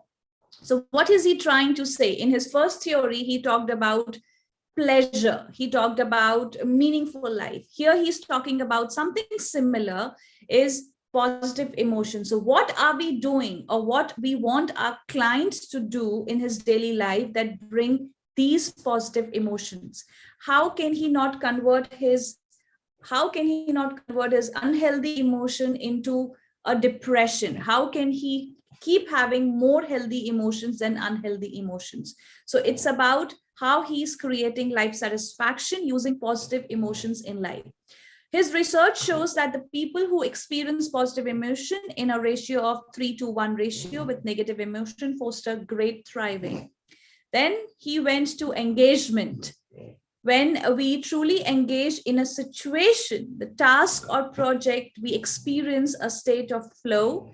Time seems to stop. We are optimally challenged. We lose our sense of self and we concentrate intensely on the present. So if you see in our authentic happiness, there was something called engaged life. So this is quite similar to engaged life, where he's talking about engaging ourselves into something that brings positive emotion, that brings flow in our life. So the more we experience this type of engagement, more likely we experience well-being. And to have better well-being, we need all these 5 things. The third one, which was missing in authentic happiness, is relationship. And relationship here doesn't mean the relationship which we have between a husband or wife or a boyfriend or girlfriend. It's a relationship which we have with our friends, with our family, with even our colleagues, we being a social element. So we are social being, and good relationships are core of our thriving. People who practice having meaningful, positive relationship with others are happier than those who do not. So as I said, it's very important for people to have a social life. Even if a person is introvert, what is he or she not doing to indulge himself into relationship and positive life? You will find a lot of people who are introvert and they still have issues with their social life, where they are not happy being introvert. They are not happy just being at home and doing, or they're reading their wonderful book. They still need some part of social life. If they don't have it, they start going down into lane of depression. Research has shown that the greater predictor of happiness is meaningful relationships. So if you have a meaningful relationship, chances are you will be happy. So it's very important when a client comes to you to see how is their relationship with other people. You may hear someone snoring. That's my dog. I'm so sorry. Here is she, and she is snoring, just trying to bring a little smile on your face. Yeah, you want to make them smile? Okay. So next we'll go to the meaning, which is again little similar to the third one of authentic happiness, which was meaningful life. So the meaning here means meaning comes from serving a larger, meaning comes from serving a cause bigger than ourselves. When you understand your why are we here? Why are we on the earth? What is the purpose of my life? Is my purpose of the life just to be in the kitchen and cook? Or is my purpose of life to just go to the job and finish my filing work? Or is it more than that? So when you understand your why, it is easier to take hurt and frustration of life and turn them into pathway of meaning in life direction. Even if you are a daughter-in-law and you are having an issue with your mother-in-law or your in-laws, why are we having that? What is our purpose? Why should we forgive people in our life? Why do I need to make my relationship better with my in-laws? Is the why question. And once we get an answer to this why question, things stops hurting the way they should. The last one is achievement. Our brain likes to feel competent in something that is important to us. Achievement is a mastering a skill, accomplishing a valuable goal, and succeeding in some competitive event. And this talks about what are we doing except our job, except our home, except our daily day-to-day work? What are we doing that is related to our passion? Maybe our job is not our passion. Passion could be something else. What are we doing that brings a lot of appreciation for us? Yesterday, I had a client and he was telling me, why do I need appreciation? Why do I always crave for appreciation? Why I want people to tell me I did a good job? Because it's a very important element of happiness. If you are not appreciated, you will feel you're not doing good in life. And that's why it's important for us to have some skills that will help us to feel achieved. It could be an example why Instagram is so important for people these days, because Instagram helps to bring likes. It helps to bring claps. It helps to make people feel, oh, I'm doing something different. It could be anything. It could be a normal TikTok video, but it makes them feel happy about themselves, happy about their achievement which they are achieving. So coming to the main thing, authentic happiness versus well-being theory. What was the difference? Why did he decided to call authentic happiness not measuring all the elements? The first thing was authentic happiness is one-dimensional, about feeling good, and claim that our goal in life is to maximize how we feel. So on authentic happiness, he was only focusing on how you're feeling. He was only focusing on the emotion which you feel, which could have been temporary. But in well-being, he's trying 5 elements, which he's trying to combine the meaning the person might have, the relationship, and the goal is to maximize the 5 elements. And I really believe personally that these 5 elements are very important when we are dealing with a client and we are dealing with what's worrying him, or what are the ways to help him, which element is missing, which element do we need to work on. So Prima, as a well-being theory, a flourishing theory, is an amazing theory to help someone understand their happiness level. Then the goal of positive psychology in authentic happiness theory is to increase the amount of happiness in your life and on the planet. The goal of positive psychology in well-being theory, in contrast, is a plural and importantly different. It is to increase amount of flourishing in our own life and on the planet. So happiness could be temporary. Flourishing is you are thinking about your entire life and you want to flourish like a flower, like a daisy flower in the grass. It can come from anywhere. You don't have to sow it. It will just come like a beautiful flower. So this is about the 2 theories of Martin Seligman, authentic happiness and well-being. And these 2 were very important components in my PhD theory thesis, where I tried to understand well-being, social well-being and happiness of the people, and how religion really affects it. But as I said, it's a very important component when you're dealing with clients and helping them to find happiness. And that's why, amazingly, the Authentic Happiness website of Martin Seligman has hundreds of tests that can be used to analyze your own happiness and even others' happiness. I will take you to the website. Give me a minute. I will share the website with you. I will show you how the tests are. One of the great challenges. Okay, let me share this. I hope you can see the screen. So it is called Authentic Happiness. It has amazing articles that you can read. You can watch a lot of videos over here. You can see the new books, new certification courses that are coming up. And Theory of Wellbeing, that is Prima. He has written amazing articles on that. There are opportunities, but then we will go up and there is something called questionnaire. All you have to do for this Authentic Happiness website is you have to log in. You have to create an account. You have to log in and you can use all these tests for free. So you can see there's Authentic Happiness Inventory, there is General Happiness, there's PANIS questionnaire measuring positive and negative affect, measuring depression symptoms. There is measure of current happiness, measure of optimism about your future, forgiveness, everything. There are many, many tests that can be used and they all are free. These tests also help you to understand where do you stand in terms of Australian people, or where do you stand in terms of female and male, or where do you stand in terms of overall PAN correlation. How much is your happiness, or whatever that question is trying to measure. Gratitude scale, strength survey for children, brief strength test, work-life questionnaire. I hope you all will use it. There's something called Prima also, where they're actually measuring those 5 elements they talked about. I hope you all can use it and benefit from that and share your results with each other.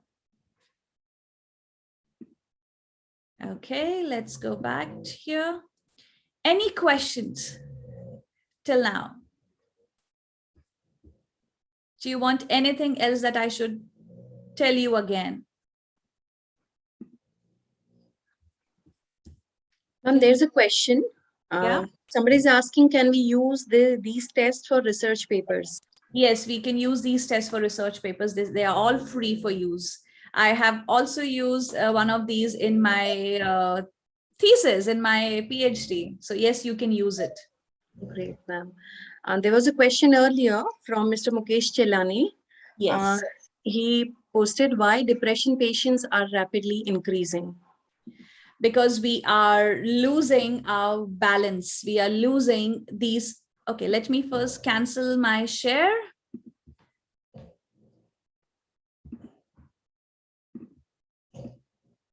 Pause share. How can I get out of share? 1 minute. Can you see my screen, Neha? Ma'am, you're supposed to click stop sharing. I did. Wait a minute, let me try again. Stop sharing. Yeah, perfect. Thank you. So it's because we are losing the balance between these 5 elements. Why depression is increasing? Because maybe we are focusing more on our present, or let's say the positive emotions. We are not really focusing more on what about relationships, what about our let's say accomplishment, what about achievement, what do we really do when we are free? Are we just working and we are coming back home, eating food, watching TV? What is extra that we are doing? And that's why this Prima as a Prima as an approach talks about that. No, we need more than day-to-day work. We need to do something new that brings us happiness. Example, I remember talking to, again, one of my clients and asking them that, when was the last time you did something for your wife? He said, no, we are married. Oh, you are married, but when was the last time you got her a flower, a rose, or a chocolate? He said, do we really need to do that? I said, yeah, of course, because in that way you are bringing the spice in your own life. It's not about doing things for your family members or your wife. It's about doing something for your own happiness, because you forgot that bringing a smile on her face will bring a smile on your life. So why depression is increasing? Because we are only focusing on things that are not working out, but we are not thinking about what is working, what is easier way for me to increase my happiness. Example, if your relationship is not going well, try one technique. Do 5 things every day that will bring a smile on your spouse face. It could be any small thing. It could be getting up in the morning and making a cup of tea, and not letting your spouse know that, oh, I have this challenge and I have this task to do because I want to make this marriage work. No, just surprise your spouse. It could be sending a message, right on a sticky note, writing a message and putting in his or her laptop and let them see at their work, where you just wrote that, you know what, I'm so happy with you. I'm so proud to have you as my spouse. So it's about doing these small things, doing these Prima as an approach to increase your well-being. And people still are not aware about that. And that's why depression is so normal.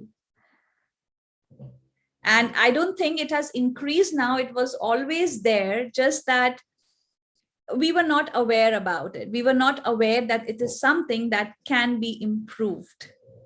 And I'm amazed to tell you all that, in Germany, it is so amazing. People have some issues and they run to the psychologist to seek help, because they know no one is expert except the psychologist to help them in their day-to-day life problems. And depression could be as normal as cold. It could be as normal as flu. I hope I answered the question. Is there any other question? Yeah, ma'am, there's one more. What if it doesn't get noticed by people? And that's why we need awareness. That's why we need such webinars where we create awareness. It's not, see, whenever, as I said, in Germany, what I have seen, if person is unhappy and he is or she is not able to solve their problem in, let's say, a week, they want to see a psychologist. And that's an awareness which we need everywhere. And yes, if you are a psychologist, and you should talk about Authentic Happiness website and tell them to, okay, let's go and take a test and see what's really bothering us. And that would be an easier way to figure out yourself that, am I slipping into depression? As a practicing psychologist, if I may request you to share certain checkpoints, like considering talking about the awareness in foreign countries, that's really a good sign that people are aware about their mental health as much as they're aware about their physical ailments. But in a country like India, where the conventional thinking and traditions really make it a taboo to talk about mental health, we would be really elated and grateful if you could share certain checkpoints, that the person can look into herself or in people around them so that they get the awareness, or at least they seek help, like beyond that point. Okay. I would like to give a theory which I don't know who created, but I use it very often. There are 3 pillars of life, which we have and which we also have with a partner. But I will first talk about the us, how these 3 pillars really matter. So the first pillar is physical health.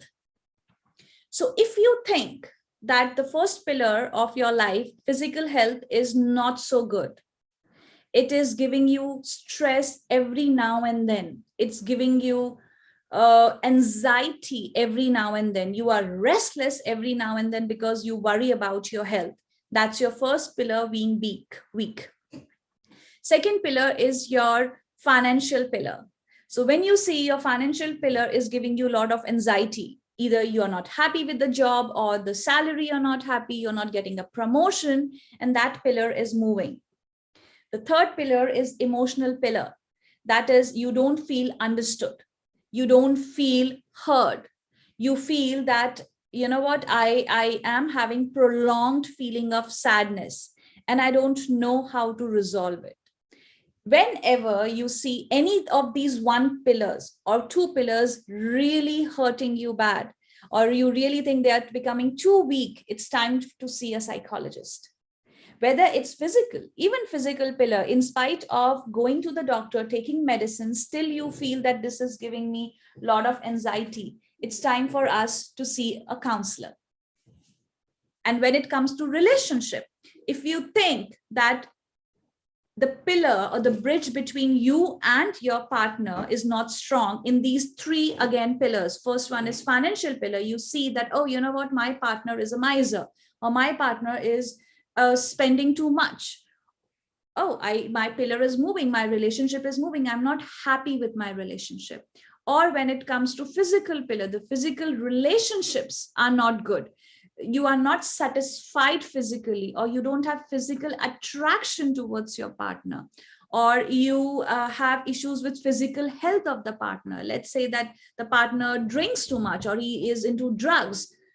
This is a physical pillar which is moving. The third one is again the emotional pillar. When you see that your partner is not having a good communication with you, or he or she is not appreciating you, or he or she is not understanding you, that's when your emotional pillar is weak. And that's what I say is the definition of love. You love the person when these 3 pillars are strong. But when these 3 pillars starts becoming weak, it's time for you to look for a counselor and get help before these 3 pillars destroy the marriage or a relationship. I hope I answered your question, Neha. Certainly, ma'am, and it was very nice response. I hope any other queries, you may please put it in the chat box. Because of time constraints, I think We'll be having the questions forwarded to Dr. Anuradha Jain, and she might be taking out certain time in answering those queries. Ma'am, words aren't enough. Thank you isn't enough to express the gratitude that we have for you. You had taken us on such an experiential ride today that such a big and important theory of well-being and like positivity, which the world is fetching and the urging to understand, you made it seem so simple and so easy for everyone without a psychological background to understand. I can actually relatively see the essence of Parma in this session of yours. Positive emotions, definitely everyone today will go back with a smile after attending your session that you enlightened us with the concept. Talking about engagement, we definitely got in the state of flow, as you put it, because the long 60 minutes just passed by, and just looking at the clock just picked me that there's one more speaker waiting for her turn to speak. So we really have to bid you goodbye. Talking about relationship, I feel proud to say and feel gratitude towards Kothari ma'am and our psychology department that it made us connect to you. And I hope this relationship of you and all of us as a facilitator and the students and the budding psychologist, or even a common human being seeking knowledge and further information in the field of psychology, I guess this relationship is going to definitely continue.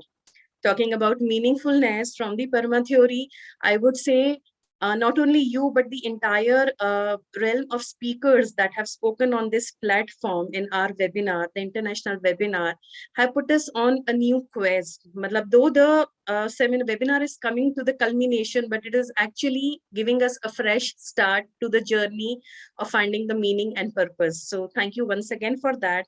Talking about achievement, yes, we have received so much of information through this platform, through the webinar, through the speakers globally, and even from India, which would have been really hard to connect to in person.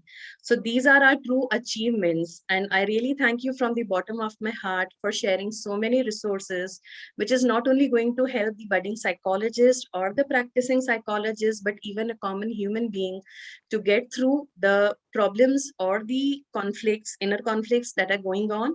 And that would really help the person seek help. Thank you so much, ma'am. We may only allow you to leave with the promise to join back us again and enlighten us further also. Definitely. Please let me know whenever you need me, you need any presentation, or you all have any questions. I will try my best to respond to everyone. Thank you so much, ma'am. Thank you, Saroj, ma'am. Thank you so much. Thanks for being here, ma'am. So with a hard heart, we have to bid goodbye to Anuradha ma'am just to welcome our next speaker, Kinjal ma'am. She has joined us since morning. She has been attending the session since the morning, and I would like to welcome her. Kinjal ma'am, are you around? Yes. Hello. Just give me a moment, ma'am.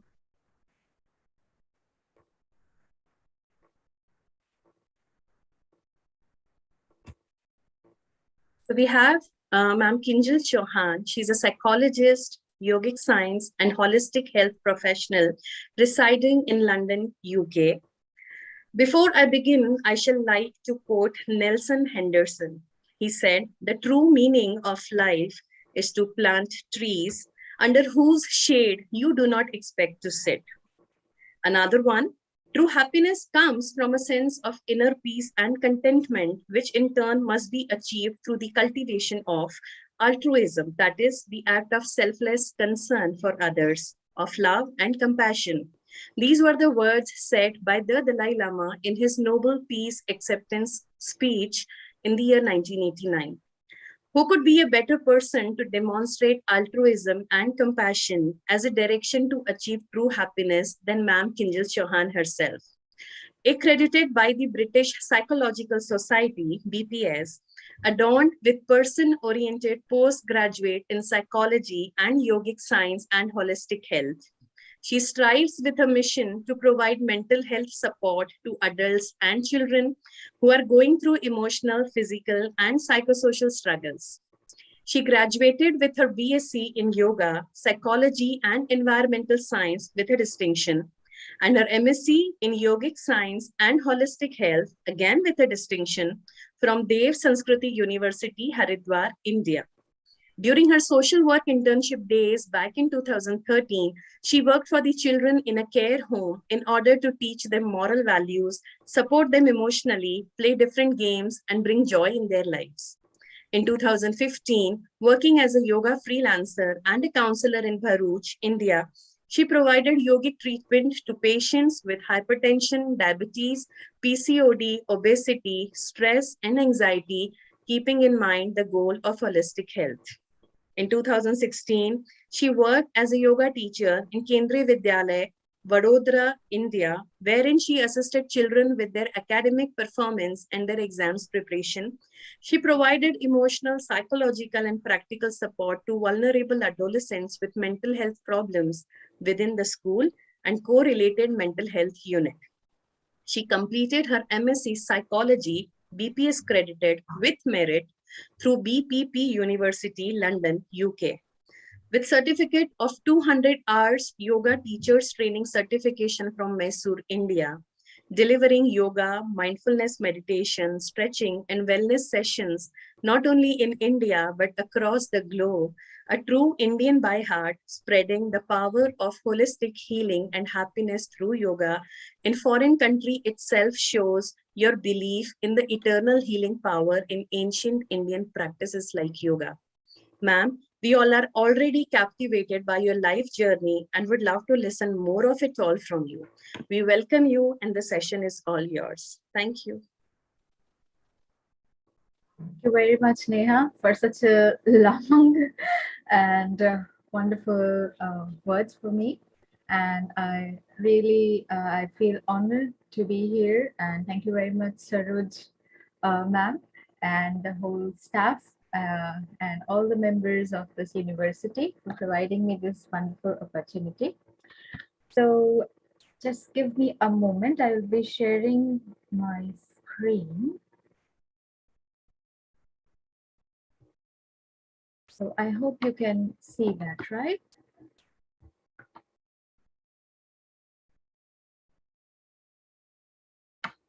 Yes, ma'am, it's visible. Perfect. All right, so I'm going to take the session. So it is, as you can see, pursuit of authentic happiness through Ashtanga Yoga. So because I am a yoga teacher as well, and I would like to introduce that how we can achieve the authentic happiness through yoga, because like now people do understand that yoga is just not about physical asanas or just the physical postures, molding the body, twisting and stuff, but it is really more deeper than that. It is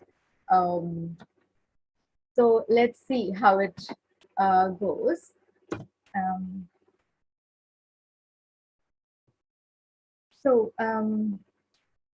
What is authentic happiness? So I was listening Anuradha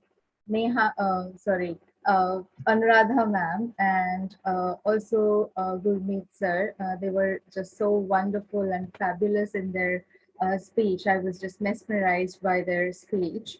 And so I think students are already listening the sessions since 3 days, and this will be like they have already in their mind that what is authentic happiness. Like it has been feeded very well, and you might all of you might be having very clear picture of authentic happiness. So I will just give a brief highlight, and then we will begin with the yoga part of this and how we can connect with the authentic happiness. You might ask me any questions in between if you have any of those. So authentic happiness is the good feelings one gets from engaging one's strength in the service of something meaningful.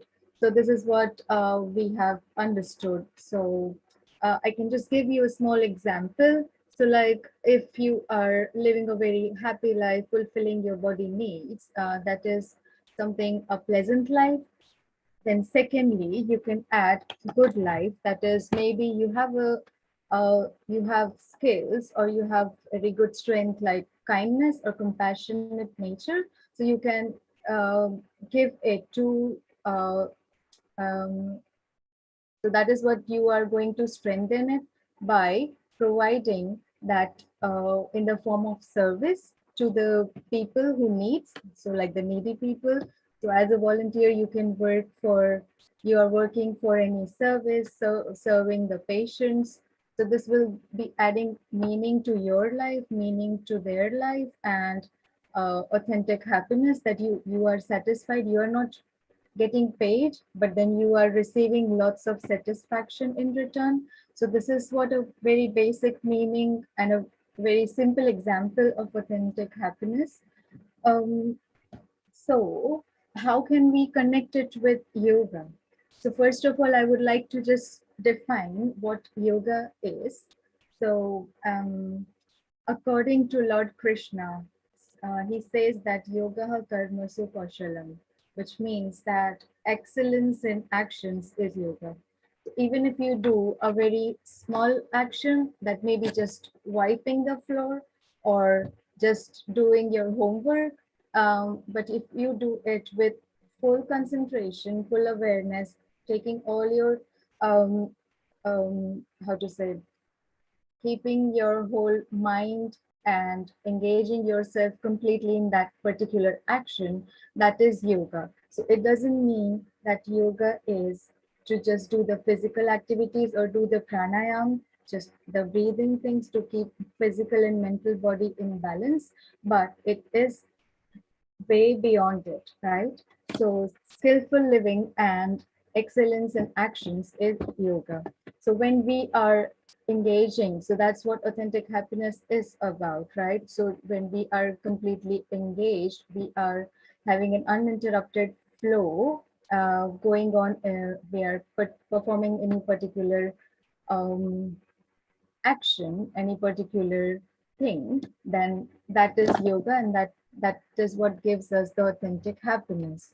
Likewise, sage Patanjali has again given another definition of yoga, that is chitta vritti nirodha. So chitta means the mind, and vritti is the fluctuations, and nirod, you are going to restrain or suppress it. So when your mind becomes completely free from fluctuations, free from distractions, and uh, that is the state where yoga has begun. So it's just, even if you are listening me at the moment, and it's just for a few seconds, you are just concentrating on me, and you have forgotten about all the other things going on around, that simply means that you are in a state of yoga. So that is, even for a little while, you are in one state, in one flow, then and you are gaining some meaning, you are adding some meaning to it, to your own life, then it is yoga, right? So now, how can we achieve the authentic happiness through yogic way, yogic path? So you have heard of Patanjali Rishi. I heard from my friend that people don't even sometimes know that who Patanjali Rishi was, and they just correlate it with um, Patanjali Ramdev Baba. So that's really funny sometimes. But yeah, so Sage Patanjali, he was founder of Ashtanga Yoga, and this is also known as, mostly famous as, 8 limbs of yoga. So he has provided us with some 8 stages, 8 steps, by which you can gain the state of Samadhi, that is the 8th step, or we can also say it's state of bliss, the authentic happiness state. So the first limb is known as Yama. It basically means the universal moral commandments. It has 5 steps in it. And then next one is Niyama, the self-purification by discipline, by maintaining discipline on our own selves. It is also divided in 5 steps. And then comes as asana, pranayama, the rhythmic control of breath, pratyahara, which means withdrawal of senses. I'll be explaining all of these stages to get a better understanding. And then dharana, which is concentration, dhyana, meditation, and samadhi, which is the liberation state or the state of bliss, the state of authentic happiness we can achieve. So the first one is yama, the moral conducts we have to follow, or we can follow. We cannot force anyone, of course, but then these are really something very helpful rules which we can follow. The first one is ahimsa, non-violence. So by the word itself, it's so very clear that we have to avoid any violence. So it is just not the swords violence, not with the guns, the wars, but also we have to be careful to not speak anything bad that anyone can get hurted by our words, because we don't like it for our own selves. So that's what we want to give to others as well. So not hurt anyone by words, not by deeds, not by actions, and not even by thoughts. So this is the first thing yoga teaches us in the yama. The first step we can follow. There is a research, and there are actually many researchers. There is one more, one of the research. It's on UK yoga teachers. So when they started practicing yoga, after a certain period of time, it was noticed that around 30% of yoga teachers, so they have turned their diet from non-vegetarian food to veganism, or otherwise vegetarianism, So this is really something we can say an impact of yoga, where we turn towards the sattvika, the very simple diet, which is easier to digest. And with the sattvic food, we always have good thoughts as well. We don't feel that we need to harm anyone, or even by thoughts, because we are already caring for animals to not hurt in any other way, right? So this is ahimsa. Second one is satya. So we all really know about satya as well, that we have to be truthful. Maybe it would be in terms of actions, in terms of thoughts, in terms of words. So we always need to speak truth. So it is also for ourselves. So we know that we are sometimes, we just don't have faith to express in front of people, but we know that we can do it, but we are just trying to lie ourselves. We don't have faith in ourselves to express. So this is just one example where we can grow, just try to grow ourselves by speaking truth to ourselves, not even hiding our emotions like that. The third step is aste, that is non-stealing. So aste, non-stealing, of course, we don't have to rob anyone, but does robbing just means to rob the house, the gold, the money? No, it's not like that. Robbing is also, we are trying to rob we are trying to just distract, we are trying to disturb someone's emotions. If I am very angry, I will behave so I will just be aggressive on my parents, on my partner, on my family, and then I am disturbing, I'm robbing I'm stealing their own happiness, their own comforts, or their some sort of emotional levels. I am disturbing that. So physically, mentally, and we have to be careful that we don't steal the the emotions, the happiness, or not disturb anyone's happiness level by these following the asteya. Then comes brahmacharya, that is celibacy.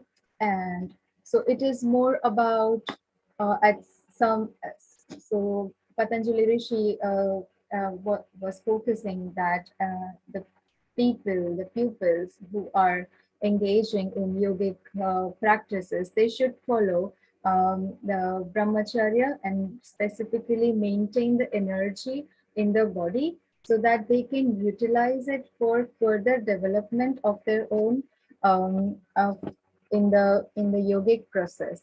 So even if it's not just about the sexual pleasure, but it is also about to maintain your own energy, which can be utilized in a very good direction, and which could be again helpful for you in return. Then next comes is Aparigraha.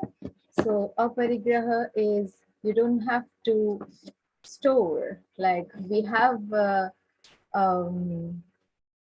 mentality to keep storing, to keep savings for a long time, and then we come to know that we are just not going to take anything with us when we die. So it's better not to just keep storing with us, but help someone where it is needed. So it will be a great deed, and someone's blessing will, you can get someone's blessing as well by this action. So these are the 5 yama, moral conducts, which we should follow according to Patanjali Rishi. But also it completely depends, like we have all of us are different. I have some different thoughts, and other person has some different thoughts. So it completely depends which particular thing you need for your body, you need for your own mind to take in as a strength, and then you develop it, you nourish it according as we can just connect it with happiness theory or the well-being theory of Professor Martin.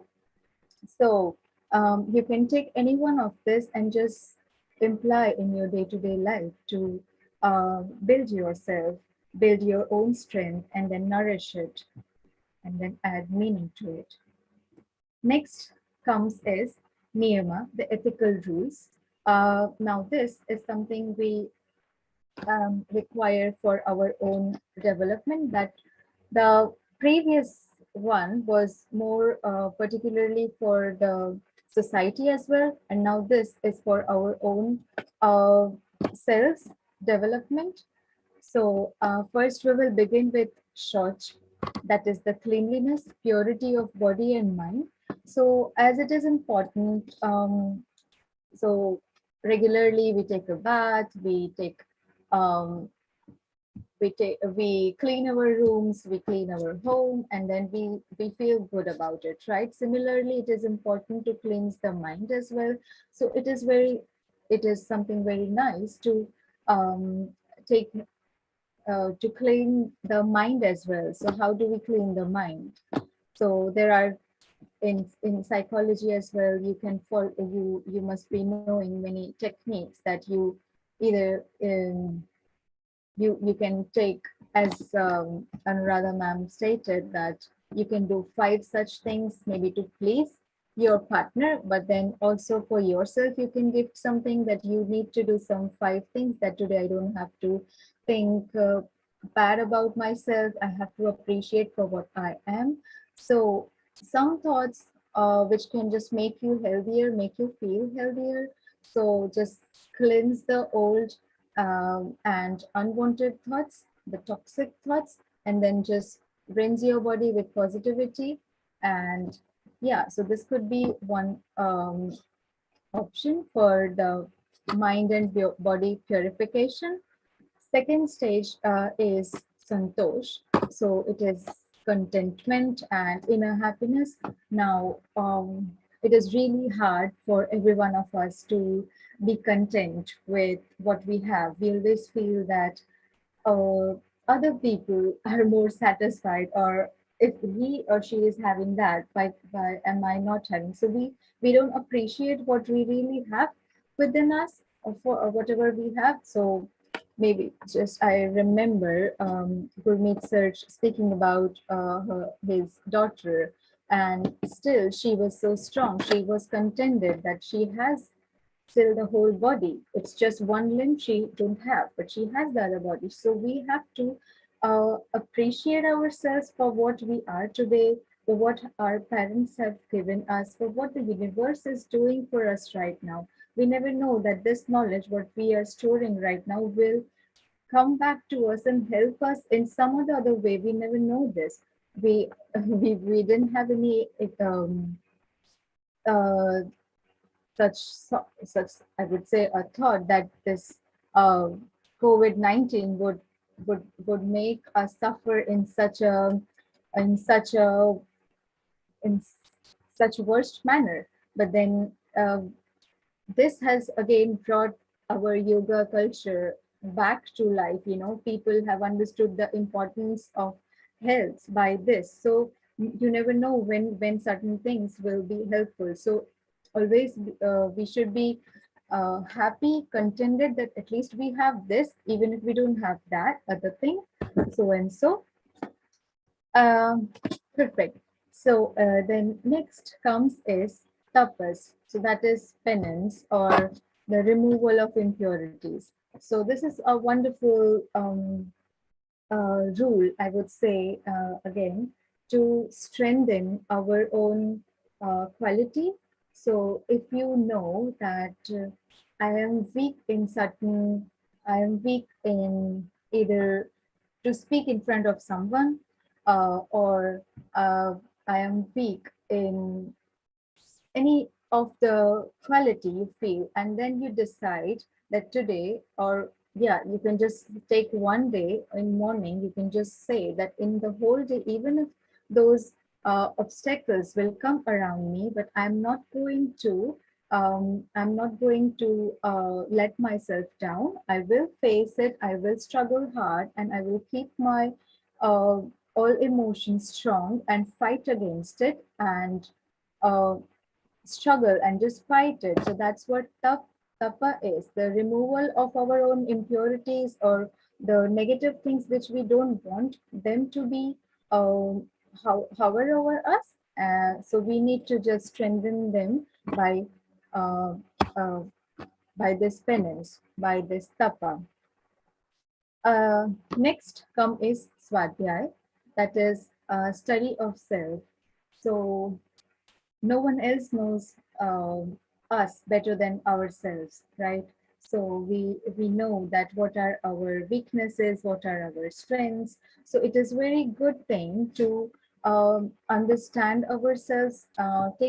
Give some time for yourself, give some time to understand what you need, appreciate yourself, and then learn about your own things, that how in what are you good and in what are you bad, and what do you want to uh, practice and improve yourself.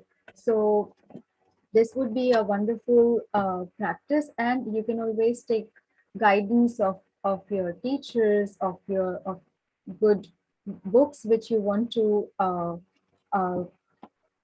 good books which could help you to just study yourself, to uh, help you grow in one way. And then comes this Ishwar Pranidhan. So Ishwar Pranidhan is the surrendering to God. So to surrender God means doesn't mean that you just go and sit in front of uh, uh, uh, God idol, or just go there and just sit there. It doesn't mean like that to surrender, but it means that whatever you do for yourself, you feel that you are giving it to someone else. You are giving it to the highest being, to God. So even if it is a small act, maybe you are just cooking in kitchen for your family, but you are pouring in lots of love in it. So you just feel that you are surrendering this action to the God. You are giving them, you're serving them. So whatever actions we do, we always should keep in mind that I am giving it to the higher self. So what you don't like, you would never try to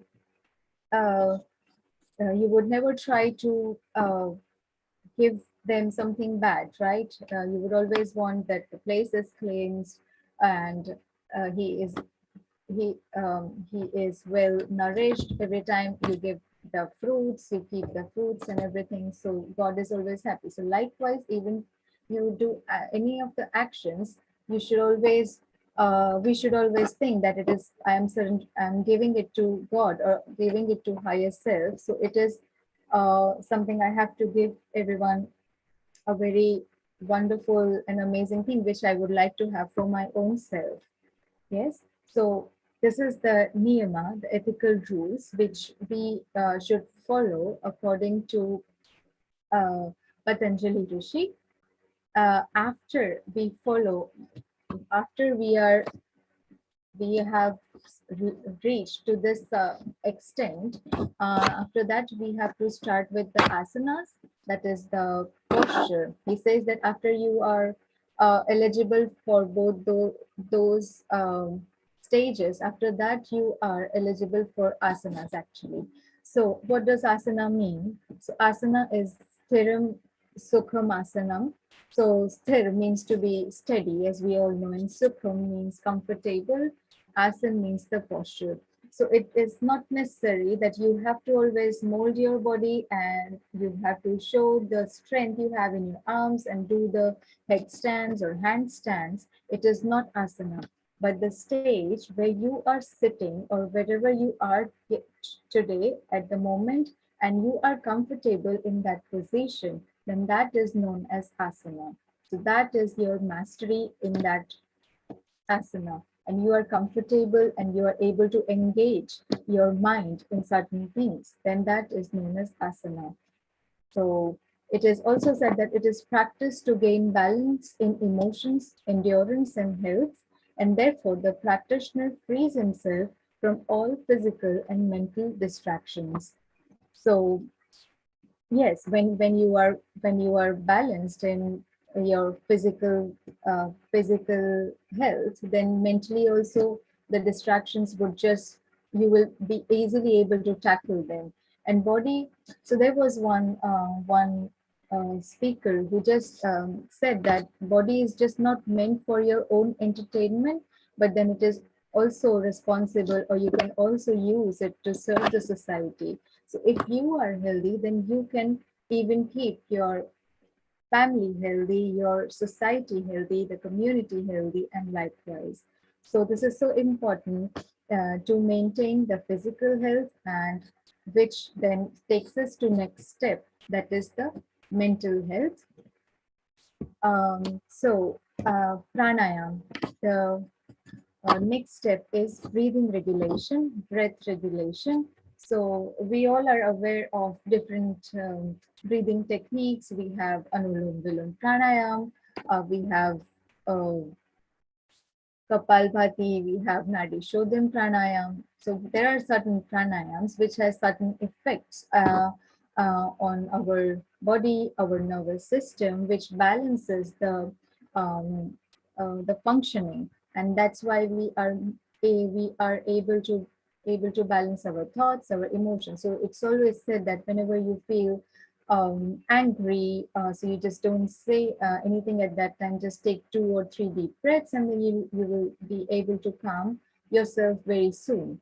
So that's what the effect of pranayama is. So it's the control over vital forces of one's body through these breathing techniques. So he has given, Patanjali Rishi has given 3 parts. So the state when we inhale is known as purak. When we hold our breath, retain our breath, that is known as kumbhak. And then when we exhale, that is known as rechak.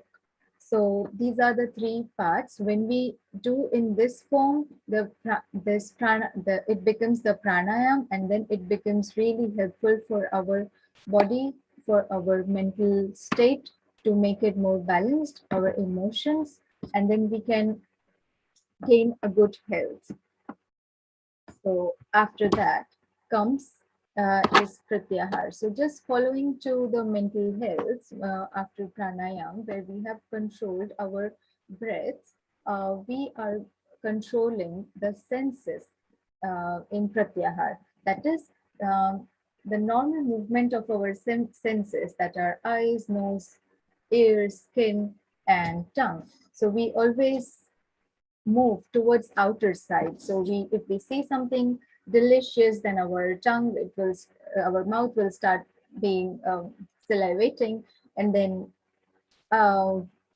so this is how it works. So senses always moves towards the outside, and this limb is concerned to go against it, a very difficult reaction. So pratyahar actually says that you have to get rid of you have to just control your senses and bring back towards your inner self and not respond to the external object. So this is just a practice. So in general, we say that I am trying to meditate. So this is what is the state is, that we are trying to bring our senses back into our own body, into our own inner self, and not affected by whatever other things are going around. So this is pratyahara. Next point comes is dharana. So when a yogi or when a person becomes accurate, becomes more fine with his pratyahara, that is controlling his senses from the outer world and bringing it towards inner side, inner self. So you are able to fix your mind at one point, at a heart center, and concentrate over there. So this particular process is known as dharana, to concentrate on one particular point. So I can give an example, that is, maybe you are trying to meditate. So you will take, you will put the earphone in the ears, and then you will listen to the music. So you are trying to already concentrate just on the music. So this is a sort of meditation, but we cannot say this meditation yet. So this, what we in general, normal human beings practice, is this dharana. We just come to this state is dharana. We practice meditation, but that is actually dharana. The next step finally comes is dhyan. So here we come at dhyana. So this, you are becoming one with the object you are meditating upon. So it is the music, then you don't feel the difference. Like for that certain period of time, you are just listening it, and you are not aware of the external things, what is going around it. So this is really more deeper thing than dharana. And finally comes is the state of samadhi, the state of eternal bliss, we say. So and this is the oneness with the oneness with the higher being, higher self. So with the universal self, I could say.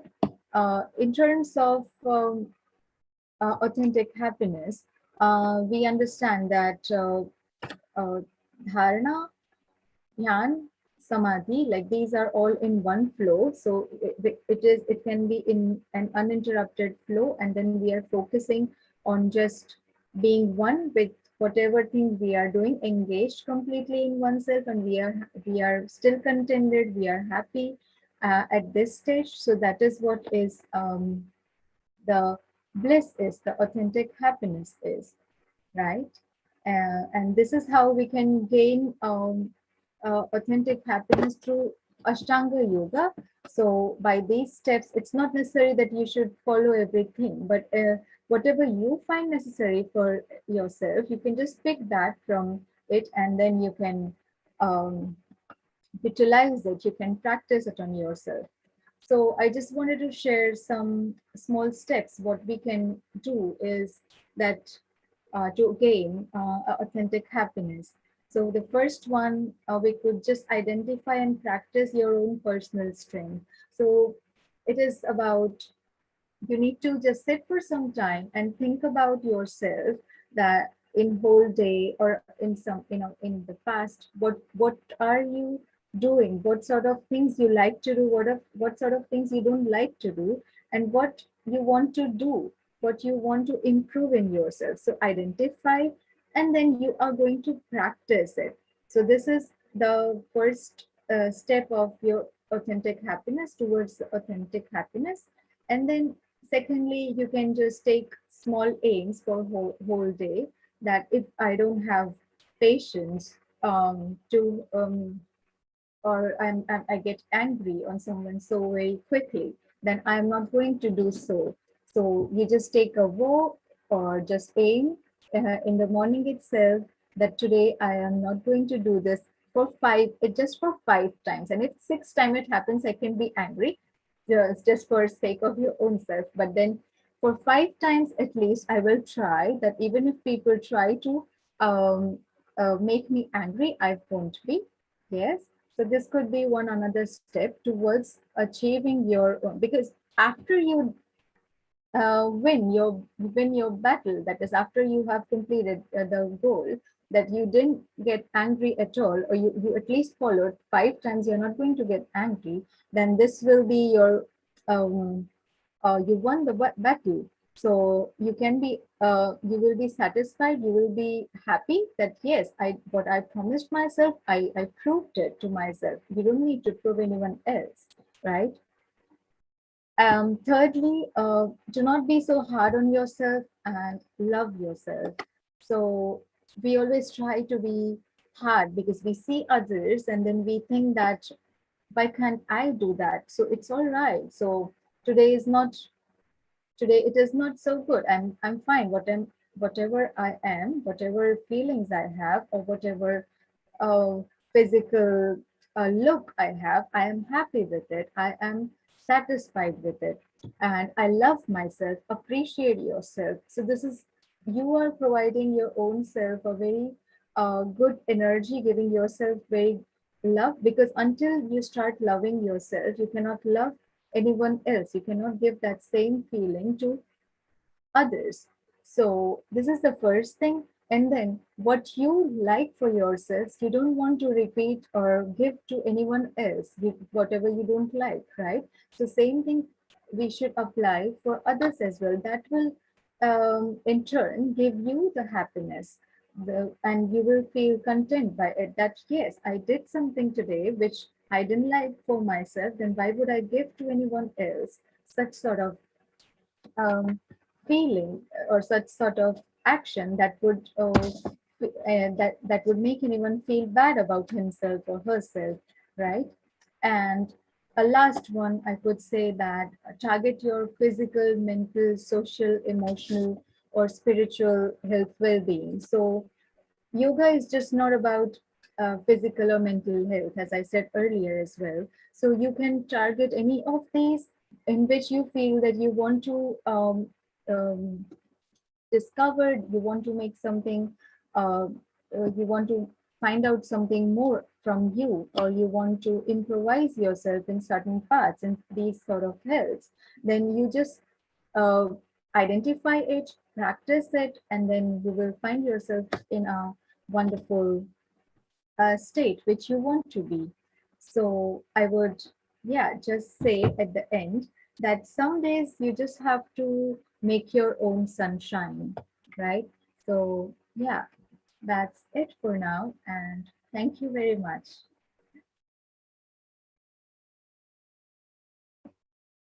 You can always ask me any questions if you have.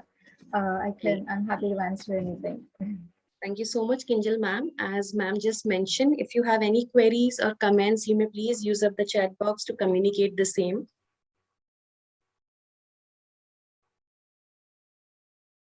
In the meantime, ma'am, I would like to thank you from the depth of my heart. You enlightened us in ways more than one. You introduced us to the concepts of yoga not many of us might be aware of, especially the 8 limbs or the 8 elements of yoga. I believe now yoga is something that happens just beyond what you do on a mat. With your session, we can summarize yoga does not transform the way we see things, but it transforms the person who sees. We feel immensely proud and elated to be introduced and associated with you. After listening to you, we can summarize that happiness is an inside job. In other words, happiness is a skill and practice that the person has to keep on doing on the path of self-care and self-love until you achieve authentic happiness. You have time and again proved the power of yoga, not only in India, but through the entire globe, that holistic healing does have the powers and it brings about happiness in anyone's life. We wish you all the very best for all your future endeavors, ma'am, and keep rocking with the power of yoga in the entire world. Thank you. Thank you very much, Neha, and the entire team. Thank you very much. Are there any questions?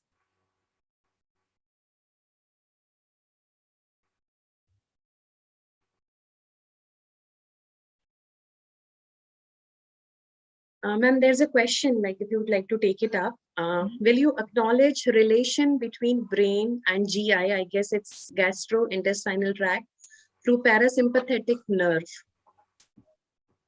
So it's always, can you repeat the question, please? The question is, will you acknowledge relation between brain and the GI, gastrointestinal tract, through parasympathetic nerve? Yeah, so I think it's always, we say that if your mind is disturbed, you will always have, the digestion problems. So sometimes people either faces constipation, and sometimes people would have, they just want to rush to the toilets. So it's always good if you start doing the pranayam. So the alternative nostril breathing, I would say, the Nadi Shodhan pranayam is really helpful to just balance the nervous system, so to bring it at calm, at peace, and that would be really helpful to bring it at peace and work in a very good manner. So yeah, this will be helpful. Thank you so much for responding, ma'am. I could see there was one more question, which, just a sec. Somebody had just asked to share some story on authentic happiness. Story? Yeah. Maybe some story or some fable or analogy if you could share. Yeah, I think so. It would be something. So it's not a story, but I would really say that what I felt was, it's my own experience. Yeah. The authentic happiness, which I would feel at the moment, is really to that point. So recently, just few months ago, I was struggling with disease, which I was unknown of, and there were tests going on, and I came to know that finally, after 2-3 months of waiting for the results, I came to know that I am having extrapulmonary tuberculosis. So I was really in tears at that time, that, oh my God, like I never expected, because being in yoga field, and then I felt that I am not able to, my own health, I didn't maintain it. What happened to me? I just put down my own immunity power. So, but after that, the very fortunate thing, what I heard from my nurse, so she said me that it is so very, you are so very lucky that you are not, you cannot spread the disease from you to any other people. So because there is 2 types of tuberculosis. So one is the pulmonary one within the lungs, and one is extrapulmonary, that is outside of the lungs in any part of the body.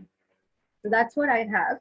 So I feel that personally, I never want to hurt anyone. So that was the main feeling for me, that even if I am having disease, how can I hurt anyone? How could I spread that disease to anyone? So I didn't want to. And I was really afraid that I would spread that. But then she told me that you don't have to be isolated. You are not going to spread anyone, and you can work with all people.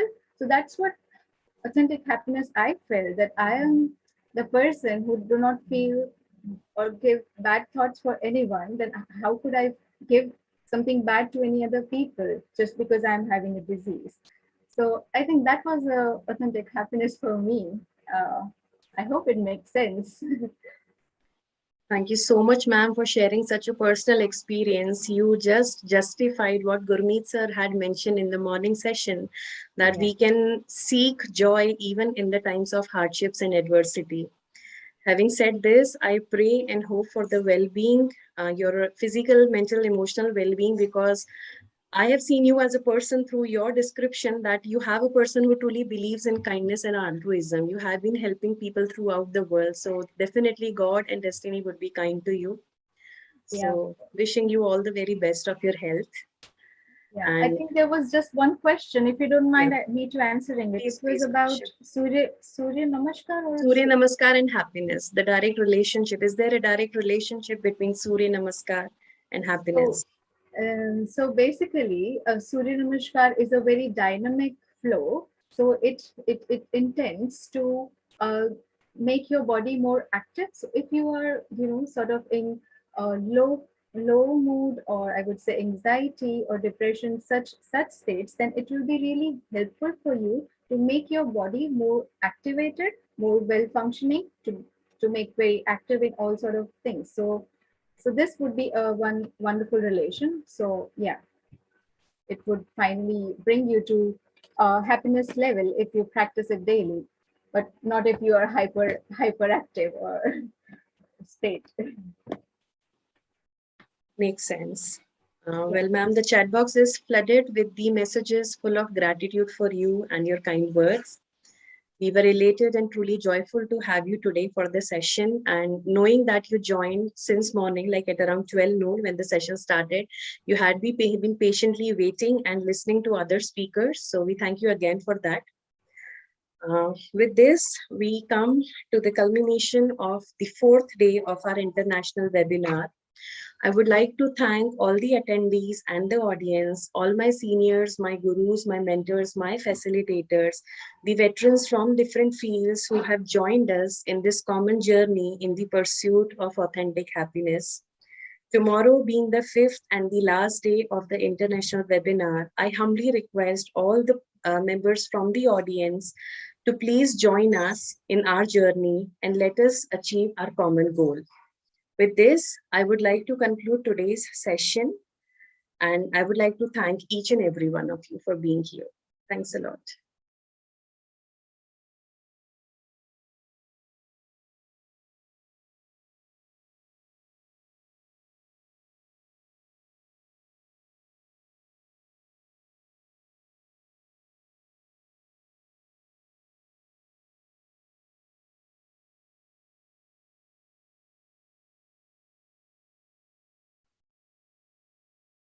मैं meeting over कर दूं? Yes, sir. Okay.